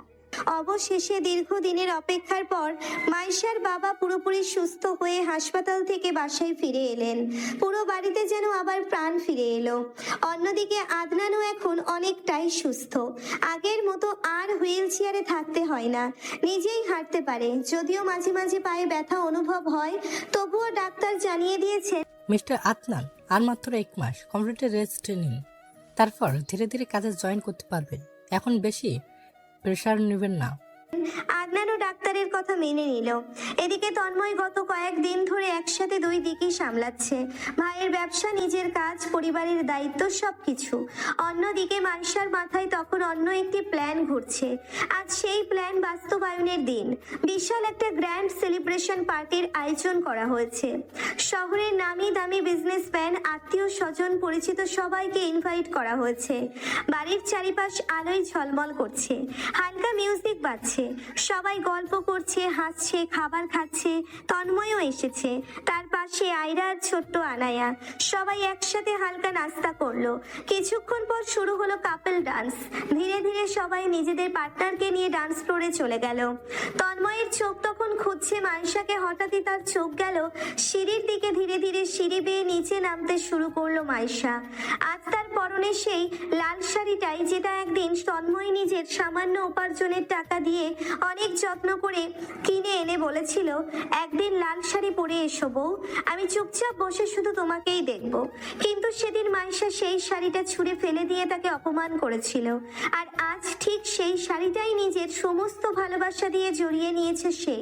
খোলা চুল, কপালে ছোট্ট লাল টিপ, হাতে কাচের লাল চুড়ি, তাকে আজ যেন স্বপ্নের কোনো রানীর মতো লাগছে। তন্ময় এক দৃষ্টিতে তাকিয়ে রইল, তার চোখ যেন আর ফিরতেই চাইছে না। সে বিশ্বাসই করতে পারছে না যে শাড়িটা একদিন অবহেলায় মাটিতে পড়েছিল, আজ সেটাই তার ভালোবাসার মানুষের গায়ে। তার বুকের ভেতরটা কেমন যেন হু হু করে উঠল, চোখ দুটো অজান্তেই ভিজে এলো। সে আস্তে করে বিড়বিড় করে বলল, আজ আমার স্বপ্নটা সত্যি হলো বউ, সত্যি লাল রংটা তোমার রূপের কাছে হার মেনে গেছে। এদিকে মাইশা ধীরে ধীরে শেষ সিঁড়িটা নেমে তন্ময়ের সামনে এসে দাঁড়ালো। সিঁড়িটা নেমে তন্ময়ের সামনে এসে দাঁড়ালো। লাজুক চোখে একবার তাকিয়ে আবার মাথা নিচু করে ফেললো। তারপর মৃদু স্বরে বলল, ভাবি, আয়ানাকে দিন না, আমি মাম্মামের কাছে রেখে আসছি, আপনারা একটু এনজয় করুন। আয়রা হালকা অপ্রস্তুত হয়ে গেল। মাইশা আয়রাকে চোখ মারতেই আয়রা বুঝে গেল, তারপর সে হেসে শুধু মাথা নাড়ল। তন্ময় কিছু বলল না। মাইশা আনায়াকে কোলে নিয়ে নিজের বাবা মায়ের কাছে দিয়ে আবার ফিরে এলো। ঠিক তখনই এক সুদর্শন যুবক এগিয়ে এসে হাত বাড়িয়ে দিল। মায়। মাইশা এক সেকেন্ড তন্ময়ের দিকে তাকালো, তারপর ইচ্ছে করেই ছেলেটার হাত ধরে ডান্স ফ্লোরে চলে গেল। তন্ময়ের চোখের সামনে দুজন একসাথে ডান্স করছে। একসময় ছেলেটা মাইশার মুখের সামনে পড়ে থাকা চুলগুলো আলতো করে সরিয়ে দিল। মাইশাও কিছু বলল না, বরং হালকা হাসলো। এই দৃশ্যটা দেখেই তন্ময়ের ভেতরের সমস্ত ধৈর্য যেন ভেঙে গেল। তার চোয়াল শক্ত হয়ে উঠল, হাতের মুঠো শক্ত হয়ে গেল, চোখ দুটো রক্তিম হয়ে উঠেছে। মনে হচ্ছিল আর এক মুহূর্তও সে এই দৃশ্য সহ্য করতে পারবে না। পরের মুহূর্তেই যখন দেখলো ছেলেটা মাইশার কোমরে হাত রাখতে যাচ্ছে, তখন আর নিজেকে আটকাতে পারলো না। ঝড়ের গতিতে সামনে গিয়ে মাইশার হাত টেনে নিচের দিকে এনে মাইশার গালে একটা জোরালো থাপ্পড় বসিয়ে দিল। পুরো হল মুহূর্তের মধ্যে নিস্তব্ধ হয়ে গেল। মিউজিক থেমে গেল। সবার চোখ বিস্ময়ে বড় হয়ে গেছে, কেউ একটা শব্দও করতে পারছে না। মাইশা শুধু হতভম্ব হয়ে তন্ময়ের দিকে তাকিয়ে রইল। তোমার হাজবেন্ড আছে, অথচ তুমি অন্য একটা ছেলের সঙ্গে এভাবে সময় কাটাচ্ছ, তোমার লজ্জা করে না? সে তো আমার কাছে নেই, কোথায় আছে, বেঁচে আছে নাকি নেই আমি কিছুই জানি না। আমি কিভাবে সারা জীবন তার অপেক্ষায় থাকবো? আমারও তো জীবন আছে, আমারও তো একদিন মুভ অন করতে হবে। Move on? তোমার উচিত ছিল তার জন্য অপেক্ষা করা। যদি কোনো দিন সে ফিরে আসে তখন তাকে কি জবাব দেবে? এত সহজে অন্য একজনকে নিজের জীবনে জায়গা দিয়ে দিলে? মাইশা চুপ করে তন্ময়ের দিকে তাকিয়ে রইল। মনে মনে বলল, এত কিছু করার পরও তুমি একবারও বলছো না যে তুমি তন্ময়? আমি তো সবকিছু করেছি শুধু তোমার মুখ থেকে একটা কথা শোনার জন্য, আমি তোমার তন্ময়। তোমার ভাই এখন সুস্থ, তবুও তুমি কেন সত্যিটা স্বীকার করছো না? তোমাদের মতো মেয়েদের জন্যই হয়তো ছেলেরা বিশ্বাস করতে ভয় পায়। বিয়ের পরও একজনকে নিয়ে থাকতে পারো না, আরও কাউকে দরকার হয়, তাই না? তন্ময়ের কণ্ঠে অভিমান স্পষ্ট ছিল, কিন্তু মাইশা আর চুপ করে থাকতে পারলো না। সে ধীরে ধীরে তন্ময়ের সামনে গিয়ে দাঁড়ালো। তুমি কি ভেবেছো আমি কিছু জানি না? তুমি তন্ময়, এটা আমি জানি। আমি তোমাকে চিনতে ভুল করতে পারি, কিন্তু আমার মন তোমাকে চিনতে ভুল করেনি। মাইশা, না, আজ আমাকে বলতে দাও। এতদিন তুমি বলনি, তাই আজ আমি বলবো। মাইশার চোখ বেয়ে অশ্রু গড়িয়ে পড়লো। সেদিন হসপিটালে আদনান ভাইয়ার ভাবির সঙ্গে আমার দেখা হয়েছিল। সেদিনে আমি সব সত্যি জেনে গিয়েছিলাম। আর এতদিন যে ছেলেটাকে আমার সঙ্গে দেখেছো, সে আমার বেস্ট ফ্রেন্ড। আমরা ইচ্ছে করে এসব করেছি, শুধু দেখতে চেয়েছি তুমি সত্যিই আমাকে নিয়ে এখনো কিছু অনুভব করো কিনা। কিন্তু তুমি একবারও বললে না তুমি তন্ময়। তুমি বুঝতে পারছো তোমার এত কাছে থেকেও তোমাকে নিজের মানুষ বলে ডাকতে না পারাটা আমার কতটা কষ্টের? তাহলে এতদিন আমাকে পরীক্ষা করছিলে? মাইশা চোখের পানি মুছে আবার বলল, আমি মানছি আমার ভুল হয়েছে। সেদিন তোমাকে আমি মেনে নিতে পারিনি। তুমি আমার থেকে ছোট ছিলে। আমি ভেবেছিলাম তোমাকে বিয়ে করা আমার জীবনের সবচেয়ে বড় ভুল। আমার অহংকার আমাকে অন্ধ করে দিয়েছিল। কিন্তু তুমি চলে যাওয়ার পর বুঝেছি ভুলটা বিয়ে ছিল না, ভুলটা ছিল তোমাকে না বোঝা। তুমি জানো, তুমি চলে যাওয়ার পর প্রতিটা দিন আমি তোমাকে মিস করেছি। প্রতিটা রাত তোমার কথা ভেবেছি। যতবার তোমার মতো কাউকে দেখেছি ততবার মনে হয়েছে হয়তো তুমি ফিরে এসেছো। তন্ময় মাথা নিচু করে দাঁড়িয়ে রইল, তার চোখের কোণে অশ্রু জমে উঠল। আমি তোমাকে কয়েক মাস কষ্ট দিয়েছিলাম আর তুমি আমাকে কয়েকটা বছর ধরে দূরে রেখেছো। বলো, আমার কি শাস্তি এখনো শেষ হয়নি? আমি তোমাকে ভালোবাসি তন্ময়, খুব ভালোবাসি। এবার আর তোমাকে হারাতে চাই না। তন্ময়, অনেক হয়েছে। মেয়েটা সত্যি তোমাকে ভালোবাসে। আয়রা ধীরে ধীরে তাদের কাছে এসে দাঁড়ালো। যেদিন থেকে শুনেছে আদনান হাসপাতালে, সেদিন থেকে প্রতিদিন মা এসে আমাদের জন্য খাবার রান্না করে নিয়ে এসেছে। প্রতিদিন হাসপাতালে এসেছে, তোমার ভাইয়াকে দেখেছে, আমাদের খোঁজ নিয়েছে। নিজের অজান্তেই সে তোমার জন্য কত কিছুই করছে। তুমি হয়তো তার অর্ধেকও জানো না। তুমি তাকে শাস্তি দিতে গিয়ে নিজেও তো কষ্ট পাচ্ছ। তাহলে আর কতদিন? ভালোবাসা যদি সত্য হয় তাহলে পুরনো কষ্টগুলো ছেড়ে দাও। তন্ময় কোনো উত্তর দিল না, শুধু মাথা নিচু করে দাঁড়িয়ে রইল। তারপর চোখের কোণ থেকে দুফোঁটা অশ্রু গড়িয়ে পড়ল। বিশ্বাস করো, এখন আর আমি চাই না তুমি আমার যোগ্য হয়ে আমার সামনে আসো।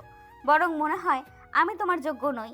যে বাড়িতে আমি এতদিন থেকেছি, যে কোম্পানি নিয়ে এত অহংকার করেছি, সব কিছু তো তোমাদের পরিবারের। অথচ সেই মানুষটাকেই আমি ছোট করেছি। তুমি চাইলেই আমাকে অনেক কথা বলতে পারতে, কিন্তু তুমি কিছু বলনি। সেই অনুতাপ আমি আজও বয়ে বেড়াচ্ছি। প্লিজ এবার আমাকে ক্ষমা করে দাও, আর একবার নিজের মানুষ হিসেবে আমাকে গ্রহণ করো। মাইশার শেষ কথাটুকু শুনে তন্ময় আর নিজেকে শক্ত রাখতে পারল না। সে ধীরে ধীরে মাইশার কাছে এগিয়ে গেল। আমিও তোমাকে ভীষণ ভালোবাসি মাইশা। এই 3টা বছর আমিও শান্তিতে ছিলাম না। একটা রাতও তোমাকে না ভেবে কাটেনি। তোমাকে ভুলে থাকার অভিনয় করেছি, কিন্তু তোমাকে কখনো ভুলতে পারিনি। সেদিন তুমি আমাকে যেভাবে অপমান করেছিলে সেটা খুব কষ্ট দিয়েছিল। তাই তোমার সামনে ফিরে আসার সাহস পাইনি। ভেবেছিলাম নিজেকে এমন একটা জায়গায় নিয়ে যাব যেখানে আর কেউ আমাকে ছোট করতে পারবে না। আমি তোমাকে ভালোবাসতাম, এখনো ভালোবাসি। বিয়ের আগেই যখন শুনেছিলাম বাবা তোমার সঙ্গে আমার বিয়ে ঠিক করে গিয়েছেন, সেদিন থেকেই তোমাকে নিয়ে স্বপ্ন দেখতে শুরু করেছিলাম। ভেবেছিলাম একদিন তুমি নিজে থেকে আমার হাতটা ধরবে। মাইশার চোখ ভিজে উঠল। বউ, আর কাঁদবে না। আমি তো ফিরে এসেছি। এতদিনের সব অভিমান, কষ্ট সব আজকে শেষ। বিশ্বাস করো, তোমাকে ছেড়ে থাকা আমার জন্য সহজ ছিল না। আমি শুধু চেয়েছিলাম তুমি নিজের ভুলটা নিজে বুঝতে পারো। আর যখন ফিরে আসব তখন যেন তোমার মনে আমার জন্য ভালোবাসা থাকে। মাইশা আর কিছু বলতে পারল না। চোখের পানি মুছতে মুছতে সে হঠাৎ তন্ময়কে শক্ত করে জড়িয়ে ধরল। তন্ময়ও এক মুহূর্ত দেরি না করে তাকে খুব যত্নে আগলে নিল। 3 বছরের দূরত্ব যেন সে এক মুহূর্তেই কোথায় হারিয়ে গেল। ঠিক তখনই পাশ থেকে আবার মিউজিকের সাউন্ড বেজে উঠল। সবাই ধীরে ধীরে ডান্স ফ্লোরে চলে যেতে লাগলো। তন্ময় আর মাইশা একে অপরের দিকে এক দৃষ্টিতে তাকিয়ে রইল। মুখে কোনো কথা নেই, অথচ চোখ দুটোই যেন 3 বছরের সব না বলা কথা বলে দিচ্ছে। আমি আর তোমাকে হারাতে চাই না তন্ময়, কখনো না। তন্ময় মুচকি হেসে মাইশার মাথাটা নিজের বুকের কাছে টেনে নিল। মাইশা লজ্জায় তার বুকে মুখ লুকিয়ে ফেলল। তন্ময় আলতো করে তার কোমরের পাশে হাত রেখে তাকে নিয়ে ধীরে ধীরে ডান্স শুরু করলো। চারপাশে সবাই নিজেদের মতো ব্যস্ত, কিন্তু তাদের দুজনের কাছে যেন পুরো পৃথিবীটাই থেমে গেছে। আহা, ফাইনালি এতদিন পর দুজনের মিল হলো। আয়রা দূর থেকে সবকিছু দেখছিল আর মুচকি মুচকি হাসছিল। তার নিজের কাছেও দৃশ্যটা ভীষণ ভালো লাগছিল। একসময় অনুষ্ঠানের সব কার্যক্রম শেষ হলো। সবাই ধীরে ধীরে ড্রয়িং রুমে এসে বসলো। সেখানে মাইশার মা বাবা, তন্ময়, মাইশা, আদনান এবং আয়রা সবাই একসঙ্গে বসে আছে। মাম্মাম, এবার তুমি তোমার তন্ময়কে ভালো করে দেখে নাও। এতদিন তো তার জন্য কান্নাকাটি করে অসুস্থ হয়ে গিয়েছিলে। এখন তোমার ছেলে ফিরে এসেছে। মাইশার কথা শুনে সবাই হেসে উঠল। তন্ময় ও মুচকি হাসলো, কিন্তু মাইশা কিছুই বুঝতে না পেরে অবাক হয়ে সবার দিকে তাকালেন। কি হয়েছে? তোমরা সবাই এমন করে হাসছো কেন? আমি কি কোনো জোকস বলেছি? আরে তুমি জানো না, কি জানবো? তন্ময়ের সাথে তো আমার অনেক আগেই দেখা হয়েছে। মাইশা অবাক হয়ে তন্ময়ের দিকে তাকালো। তন্ময় মাথা নিচু করে মুচকি হাসছিল। মানে? দেশে ফিরে প্রথমেই তোমার মায়ের সঙ্গে দেখা করেছিলাম। মাকে সব কিছু খুলে বলেছিলাম, শুধু অনুরোধ করেছিলাম যেন তোমাকে কিছু না বলো। হ্যাঁ রে মা, আমি সব জানতাম, কিন্তু তোর তন্ময়ী আমাকে নিষেধ করেছিল তোকে কিছু বলতে। আর বাবা যখন সুস্থ হয়ে উঠলেন তখন তো প্রায় প্রতিদিনই তার সঙ্গে দেখা করতাম। আদনানের সঙ্গে দেখা করার পর বাবার কাছেও যেতাম, কিন্তু তোমাকে কিছু জানাইনি, কারণ আমি চেয়েছিলাম সব কিছু নিজের মতো করে ঠিক করতে। তার মানে তোমরা সবাই মিলে আমার সঙ্গে এত বড় একটা নাটক করেছো? মাইশা ভীষণ অভিমানী গলায় কথাটা বলতেই সবাই আবার হেসে ফেলল। তোমরা জানো আমি কত কষ্ট পেয়েছি, কত রাত ঘুমাতে পারিনি, আর তোমরা সবাই বসে বসে আমার সঙ্গে ড্রামা করেছো। আচ্ছা বউ, রাগ করো না। তোমাকে একটু কষ্ট দিয়েছিলাম ঠিকই, কিন্তু তার চেয়েও বেশি কষ্ট আমি নিজে পেয়েছি। এখন ভালো ভালো কথা বলে পার পেয়ে যাবে ভাবছো? চেষ্টা তো করতেই পারি। মাইশা মুখ গোমরা করে অন্যদিকে তাকালেও তার ঠোঁটের কোণে লুকানো হাসিটা তন্ময়ের চোখ এড়ালো না। মা, একটা কথা বলি, বিয়ের পর স্বামী স্ত্রী একে অপরের পাশে না থাকলে সংসারটা কখনো পূর্ণ হয় না। তোরা এতদিন অনেক কিছু হারিয়েছিস, এখন আর একে অপরকে হারাস না।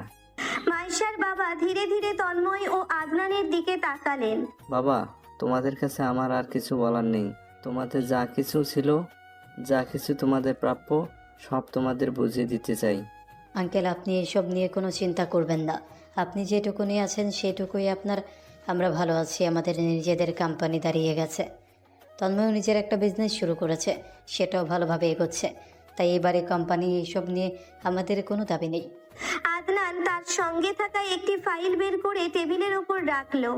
বরং এখানে কিছু ডোনস আছে, আপনারা যেটা আমাদের নামে দিতে চেয়েছিলেন সেটা আপনাদের নামে করে দেওয়া হয়েছে। আমরা চাই না এই সম্পত্তি নিয়ে ভবিষ্যতে কোনো ঝামেলা হোক। কিন্তু বাবা, এগুলো তো তোমাদের।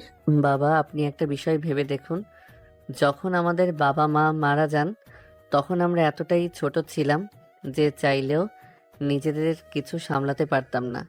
তখন মা সব কিছু আগলে রেখেছিলেন, ব্যবসা সামলেছেন, পরিবার সামলেছেন, আমাদের ভবিষ্যৎও ভেবেছেন। তাহলে আজ আমরা যদি কিছু হয়ে থাকি, তার পেছনে সবচেয়ে বড় অবদান কার? তন্ময় মায়ের দিকে তাকিয়ে মুচকি হাসলো। অবশ্যই মায়ের। তাই কোম্পানি, সম্পত্তি সবকিছু আমরা মায়ের নামেই করে দিয়েছি, কারণ তিনি না থাকলে আজ আমাদের কিছুই থাকতো না। বাবা, কথাটা শুনে মাইশার মা আর নিজেকে সামলাতে পারলেন না, চোখ দিয়ে পানি গড়িয়ে পড়ল। তোমাদের সঙ্গে আমরা অনেক অন্যায় করেছি বাবা, তোমাদের দূরে সরিয়ে দিয়েছিলাম। তখন কি করব বুঝিনি, আমি একা মানুষ ছিলাম। তোমাদের বাবা অসুস্থ ছিল, মাইশাকেও সামলাতে হতো।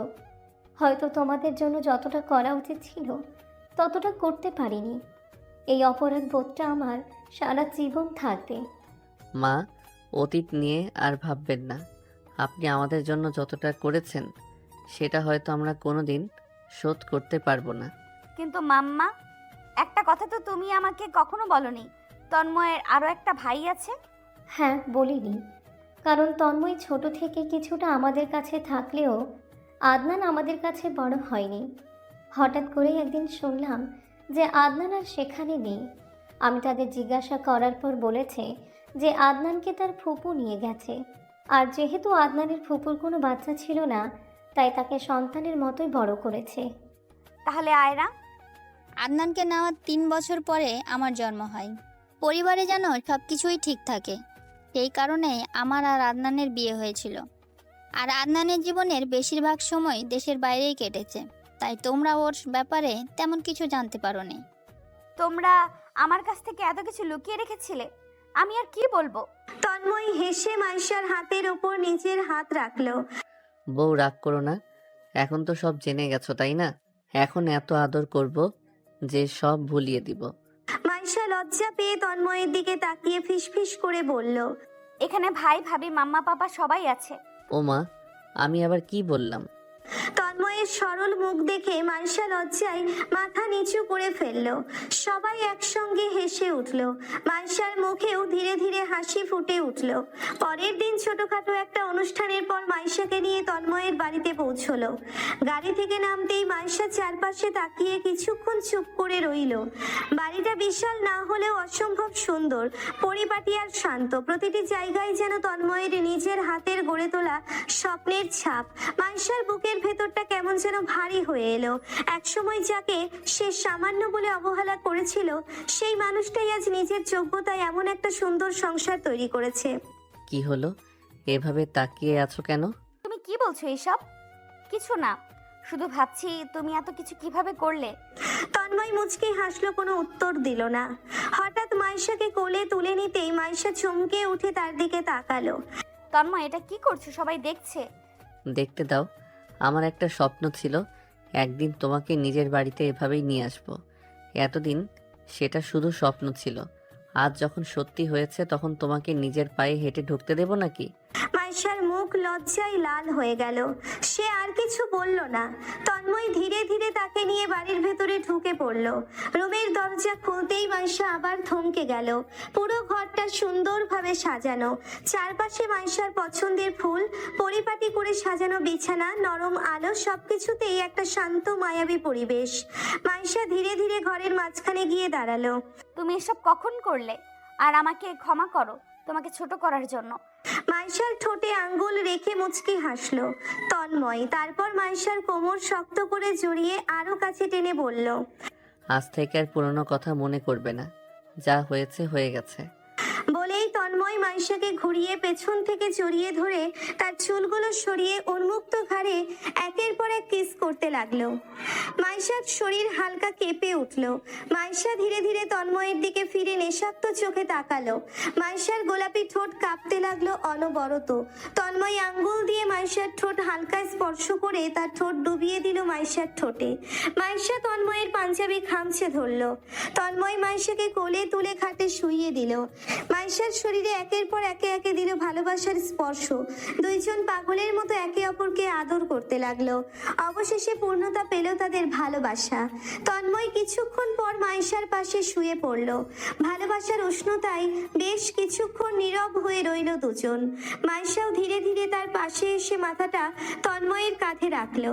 তন্ময় খুব যত্ন করে মাইশাকে আগলে নিল। দুজনেই কিছুক্ষণ চুপচাপ রইল। তারপর তন্ময় একটা বড় করে নিঃশ্বাস নিয়ে বলল, ভালোবাসি তোমায় জান। আমিও তোমাকে অনেক ভালোবাসি জান। মাইশা আরো একটু কাছে এলো। তন্ময়ও তাকে শান্তভাবে আগলে নিল। পরের দিন সকালে মাইশার ঘুম ভাঙতেই পাশে তাকিয়ে দেখলো তন্ময় নেই। কিছুক্ষণ চোখ মেলে বিছানার দিকে তাকিয়ে থেকে মনে মনে ভাবলো, এই মানুষটা আবার কোথায় গেল। তারপর ধীরে ধীরে উঠে ফ্রেশ হয়ে নিল। গোসল শেষে ড্রেসিং টেবিলের সামনে দাঁড়িয়ে মাথার তোয়ালে খুলতেই ভেজা চুল থেকে টুকটুক করে পানি পড়তে লাগলো। ঠিক তখনই পেছন থেকে তন্ময় এসে তাকে জড়িয়ে ধরে মুচকি হেসে বলল, ঘুম কেমন হয়েছে বউ? ঘুমাতে দিলে কই আমায়? মাইশার কথা শুনে তন্ময় হেসে ফেলল। তারপর তাকে সামনে ঘুরিয়ে নিয়ে আলতো হাতে তার ভেজা চুল মুছে দিতে লাগলো। কেন, আমার বউ কি খুব বিরক্ত হয়েছে? বিরক্ত হব কেন? আমার সেই পিচ্চি জুনিয়র বরটা যে এত বড় হয়ে গেছে সেটাই ভাবছি। এই যে ম্যাডাম, আমি কিন্তু মোটেও পিচ্ছি ছিলাম না। তোমাকে যখন বিয়ে করেছি তখন আমার বয়স 19। ওই বয়সে মানুষ মোটামুটি সব কিছুই বোঝে। হ্যাঁ, বুঝেছিলে তো, আমার থেকে ছোট একটা পিচ্চি ছেলে। তন্ময় এবার মুচকি হেসে মাইশার দিকে তাকিয়ে বলল, আচ্ছা, তাহলে কাল রাতের পরও কি মনে হচ্ছে আমি পিচ্ছি? মাইশার সঙ্গে সঙ্গে লজ্জায় মুখ লুকিয়ে ফেলল তন্ময়ের বুকে। তুমি একদম অসহ্য। আচ্ছা ম্যাডাম, আর লজ্জা পেতে হবে না, চলুন নাস্তা করি। নাস্তা? দাঁড়াও, আমি এক্ষুনি বানিয়ে দিচ্ছি। আপনি কি ভেবেছেন আমি এতক্ষণ বসে বসে আপনার জন্য অপেক্ষা করছিলাম? নাস্তা রেডি, চলুন। তুমি নাস্তা বানিয়েছো? পারো বানাতে? পারবো না কেন? ছোটবেলায় মামির বাসায় থাকতাম, তখন তো অনেক কাজই করতে হতো। মামি আমাকে সব কিছু শিখিয়েছিল। পরে একা থাকতে শুরু করার পর নিজের কাজ নিজেকেই করতে হয়েছে। সো আমার হাতের খাবার খুব খারাপ হবে না আশা করি। তাহলে তো বেশ ভালোই হলো, আমাকে আর রান্না বান্না শিখতে হবে না। আপনাকে রান্না শিখতেই হবে এমন কোনো কথা নেই। আমি আছি না, আমি রান্না করে খাওয়াবো। হয়েছে হয়েছে, নতুন তো এখন সবই বলবে। কয়েকদিন যাক, তারপর বলবে বউ এখনো নাস্তা রেডি হয়নি। আপনি কি সত্যি মনে করেন আমি আপনাকে কখনো কষ্ট দেব? তুমি তো একবার কষ্ট দিয়েছই। কথাটা শুনে তন্ময়ের মুখটা একটু গম্ভীর হয়ে গেল। সে মাইশার দিকে তাকিয়ে শান্ত গলায় বলল, সেটা তোমার ভুলের জন্য হয়েছিল, কিন্তু এখন থেকে তোমাকে ভালোবাসা আর যত্ন করতেই তো আমার সময় শেষ হয়ে যাবে। তোমাকে কষ্ট দেওয়ার সময় কোথায় পাবো বলো? মাইশা কিছুক্ষণ তন্ময়ের দিকে তাকিয়ে থেকে মুচকে হেসে বলল। তারপর দুজনে একসঙ্গে নাস্তা করতে চলে গেল। আমি একটা কাজে একটু বের হচ্ছি, বেশি দেরি করব না। ঠিক আছে, সাবধানে যেও। তন্ময় বেরিয়ে যেতেই মাইশা হাসি মুখে নিজের কাজে লেগে গেল। দুপুরে রান্নার জন্য কয়েকটা নতুন আইটেমও তৈরি করতে শুরু করলো। এতদিনে এসে বেশ কয়েকটা রান্না শিখে ফেলেছে। নিজের হাতের স্বামীকে কিছু রান্না করে খাওয়ানোর আনন্দটাই যেন আলাদা। হঠাৎ দরজার কলিং বেল বেজে উঠলো। মাইশা দরজা খুলতেই দেখলো সামনে তন্ময় দাঁড়িয়ে আছে। তুমি তুমি তো বলেছিলে বিকেলের আগে আসবে না। কি করব বলো, তোমাকে না দেখে থাকতে পারলাম না। মাইশা কিছু না বলে হাসি মুখে তন্ময়ের দিকে এগিয়ে যেতেই ঠিক তখনই পেছন থেকে আয়রার গলা। এই এই কি করছো তুমি? মাইশা থেমে গেল। আয়রা নাটকীয় ভঙ্গিতে মাইশার দিকে তাকিয়ে বলল, আমার হাজব্যান্ডকে কেন জড়িয়ে ধরেছো? এটা তো তোমার হাজব্যান্ড না, এটা আমার হাজব্যান্ড। কি? হ্যাঁ, ও আদনান। কথাটা শেষ হতেই আদনান ও আয়রা হেসে উঠল। মাইশা লজ্জায় লাল হয়ে গেল। সে একবার আদনানের দিকে একবার আয়রার দিকে তাকিয়ে কিছু বলার চেষ্টা করেও আর কিছু খুঁজে পেল না। আয়রা, তুমি ওকে আর লজ্জা দিও না, দেখছো না বেচারি কিছু বলতেই পারছে না। বেশ কিছুক্ষণ তারা গল্প করছে, এমন সময় তন্ময় এসে তাদের সাথে যুক্ত হলো। এরপর মাইশা নিজের হাতে তৈরি করা খাবারগুলো সামনে পরিবেশন করলো। সবাই একসঙ্গে লাঞ্চ করলো। তারা আরো বেশ কিছুক্ষণ গল্প করে বিকেলে চলে গেল। রাতটা কেমন যেন অন্যরকম নীরব। আকাশ জুড়ে ছড়িয়ে আছে ধূসর মেঘ। চাঁদটাও যেন মেঘের আড়ালে লুকিয়ে পড়েছে। চারপাশে হালকা ঠান্ডা বাতাস বয়ে যাচ্ছে। মাঝে মাঝে বাতাসের সঙ্গে মিশে আসছে দূরের বৃষ্টির গন্ধ। মাইশার ঘুম ভেঙে গেল হঠাৎ। চোখ মেলে পাশে তাকাতেই দেখলো তন্ময় সেখানে নেই। ঘুম জড়ানো চোখে কিছুক্ষণ চারপাশে তাকিয়ে রইল সে। তন্ময়, কোথায় তুমি? কোনো উত্তর পেল না। ধীরে ধীরে বিছানা থেকে উঠে মাইশা রুমের বাইরে বেরিয়ে এলো। করিডোর পেরিয়ে যখন ব্যালকনির কাছে পৌঁছলো তখনই ঠান্ডা বাতাস এসে তার মুখ ছুঁয়ে গেল। ব্যালকনিতে গিয়ে দাঁড়াতেই মাইশার চোখ আটকে গেল সামনে। আবছা অন্ধকারের মাঝে তন্ময় একা দাঁড়িয়ে আছে। তার দৃষ্টি দূরের আকাশের দিকে। চুলগুলো বাতাসে হালকা উড়ছে। চারপাশের নীরবতার মধ্যে তাকে দেখে মাইশার ঠোঁটে অজান্তেই মিষ্টি একটা হাসি ফুটে উঠল। এখানে একা একা দাঁড়িয়ে আছো কেন? তন্ময় ধীরে ধীরে পেছনে ফিরে তাকালো। মাইশাকে দেখে তার মুখেও মৃদু হাসি ফুটে উঠল। এত রাতে আমাকে খুঁজতে বের হয়েছেন কেন ম্যাডাম? আপনাকে ঘরে পাচ্ছিলাম না, তাই ভাবলাম দেখি মহাশয় কোথায় গায়েব হয়েছেন। তন্ময় কিছু না বলে মাইশার কাছে এগিয়ে এলো। তারপর হঠাৎ মাইশাকে আলতো করে কোলে তুলে নিল। এই কি করছো তুমি? নামাও আমাকে। এত চিৎকার করছেন কেন ম্যাডাম? আমি কি আপনাকে কিডন্যাপ করছি নাকি? আজ আপনাকে একটা জায়গা দেখাবো। মাইশা অবাক হয়ে তন্ময়ের দিকে তাকিয়ে রইল। তন্ময় ধীরে ধীরে সিঁড়ি দিয়ে তাকে ছাদে নিয়ে গেল। ছাদে পা রাখতেই মাইশা থমকে গেল। চারপাশে ছোট ছোট আলো, কয়েকটি ফুলের টব আর মাঝখানে রাখা দুটো চেয়ারের দোলনা। হালকা বাতাসে পুরো পরিবেশটা যেন অন্যরকম হয়ে উঠেছে। তুমি সত্যিই মাঝে মাঝে অসম্ভব পাগলামি করো। 10টা না 5টা না একটা মাত্র বউ, পাগলামি তো করাই লাগে। হঠাৎ আকাশ জুড়ে বিদ্যুৎ চমকে উঠল। শব্দে মাইশা চমকে উঠে তন্ময়কে শক্ত করে জড়িয়ে ধরল। তন্ময়ও সঙ্গে সঙ্গে তাকে আলতো করে আগলে নিল। ভয় পেয়েছো বউ? একটু। তন্ময় মুচকি হেসে মাইশার মাথায় আলতো করে হাত বুলিয়ে দিল। ঠিক তখনই আকাশ থেকে টুপটাপ করে বৃষ্টির ফোঁটা পড়তে শুরু করলো। কয়েক মুহূর্তের মধ্যেই বৃষ্টি যেন চারপাশটাকে ভিজিয়ে দিতে শুরু করলো। বউ চলো, ভিতরে চলে যাই, বৃষ্টিতে ভিজলে সর্দি লেগে যাবে। একটু সর্দি হলেই বা কি, এমন একটা রাত কি প্রতিদিন আসে? এই সময়টা কি আর কখনো ফিরে পাবো? চলো না আজ একটু বৃষ্টি বিলাস করি। তন্ময় কিছুক্ষণ মাইশার দিকে তাকিয়ে রইল, তারপর ঠোঁটের কোণে মৃদু হাসি ফুটিয়ে মাথা নাড়ল। আচ্ছা, আজ তোমার কথাই থাক। বৃষ্টির ফোঁটা ধীরে ধীরে মাইশার চুল ভিজিয়ে দিল। ভেজা চুলগুলো এসে তার চোখ মুখের ওপর লেপ্টে গেল। তন্ময় ধীরে ধীরে হাত বাড়িয়ে খুব যত্ন করে তার মুখের ওপর থেকে চুলগুলো সরিয়ে দিল। মাইশা হালকা কেঁপে উঠে চোখ তুলে তাকালো তন্ময়ের দিকে। তন্ময়ও যেন সেই মুহূর্তে থেমে গেছে।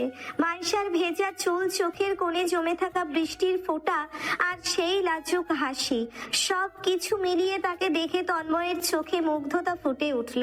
মাইশাও এক দৃষ্টিতে তাকিয়ে রইল তন্ময়ের দিকে। বৃষ্টিতে ভিজে তন্ময়ের চুল থেকে ফোঁটা ফোঁটা পানি গড়িয়ে পড়ছে। মেঘলা রাতের আবছা আলোয় তাকে যেন আরো অন্যরকম সুন্দর লাগছে। কি হলো, এমন করে তাকিয়ে আছো কেন? কথাটা শুনে মাইশার গাল লজ্জায় লাল হয়ে উঠল। সে চোখ নামিয়ে ফেলল। তন্ময় মুচকি হেসে আরো একটু কাছে এসে তার কপাল থেকে একটি বৃষ্টির ফোঁটা আঙ্গুল দিয়ে সরিয়ে দিল। তারপর খুব আলতো করে মাইশার কপালে একটু চুমু দিল তন্ময়। মাইশা চোখ বন্ধ করে সেই মুহূর্তটুকু অনুভব করলো। তন্ময় মাইশাকে কোলে তুলে তার ঠোঁটে কিস করলো।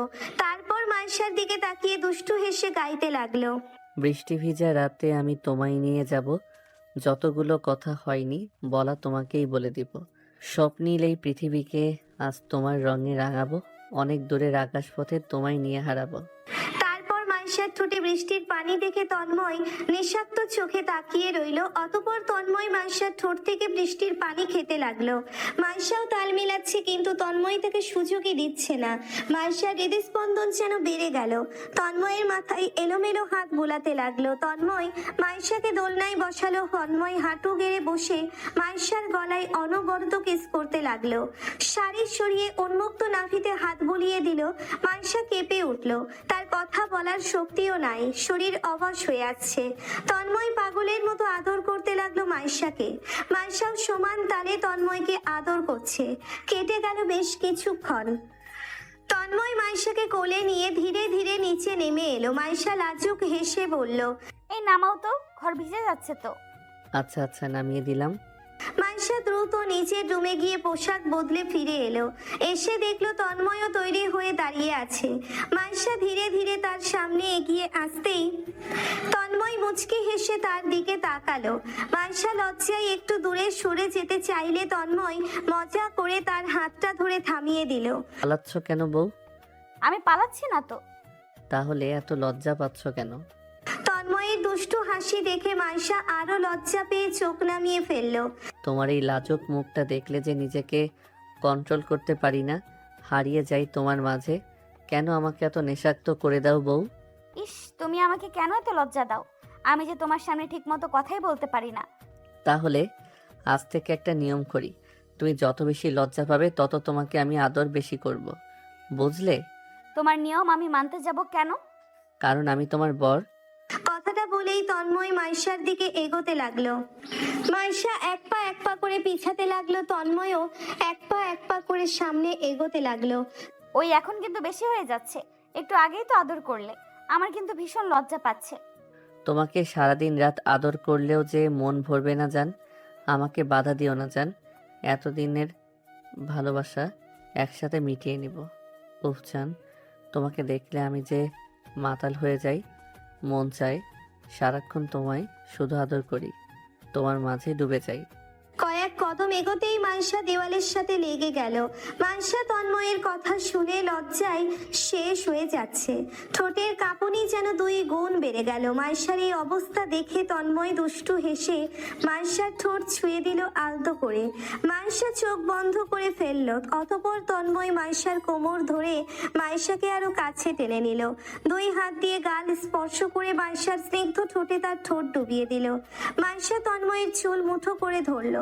বেশ বেশ কিছুক্ষণ ডুবে থাকলো মাইশার স্নিগ্ধ ঠোঁট দুটোই। তারপর গলায় হালকা কামড় দিতে লাগলো মাইশা। ও পাগল হয়ে যাচ্ছে। তারপর মাইশাকে কোলে তুলে খাটে নিয়ে গেল। হারিয়ে গেল তারা পবিত্র ভালোবাসার বন্ধনে। বেশ কিছুক্ষণ পর তন্ময় ক্লান্ত হয়ে শুয়ে পড়ল। মাইশা কাঁথা টেনে গায়ে জড়িয়ে নিল। তারপর উঠে ফ্রেশ হয়ে নিল। তন্ময় এক দৃষ্টিতে তাকিয়ে রইল মাইশার দিকে। কি জনাব, এমনভাবে তাকিয়ে কেন আছেন? এখনো মনে হয়নি? আবার দুষ্টুমি করলে কিন্তু খবর আছে ফাজিল। তন্ময় দুষ্টু হেসে গাইতে গাইতে মাইশার এগিয়ে গেল। ও সুখের পরশ দিব তোমায়, থেকো না দূরে, শান্তি খুঁজে পাবে আমার প্রেমের আদরে। গল্পের শেষে তন্ময় মাইশা একসাথে। আর তোমরা সিঙ্গেল হয়ে শুধু অন্যের লাভ স্টোরি শুনেই যাবে, নাকি এবার নিজের গল্পের হিরো হিরোইনটাকেও খুঁজে নেবে?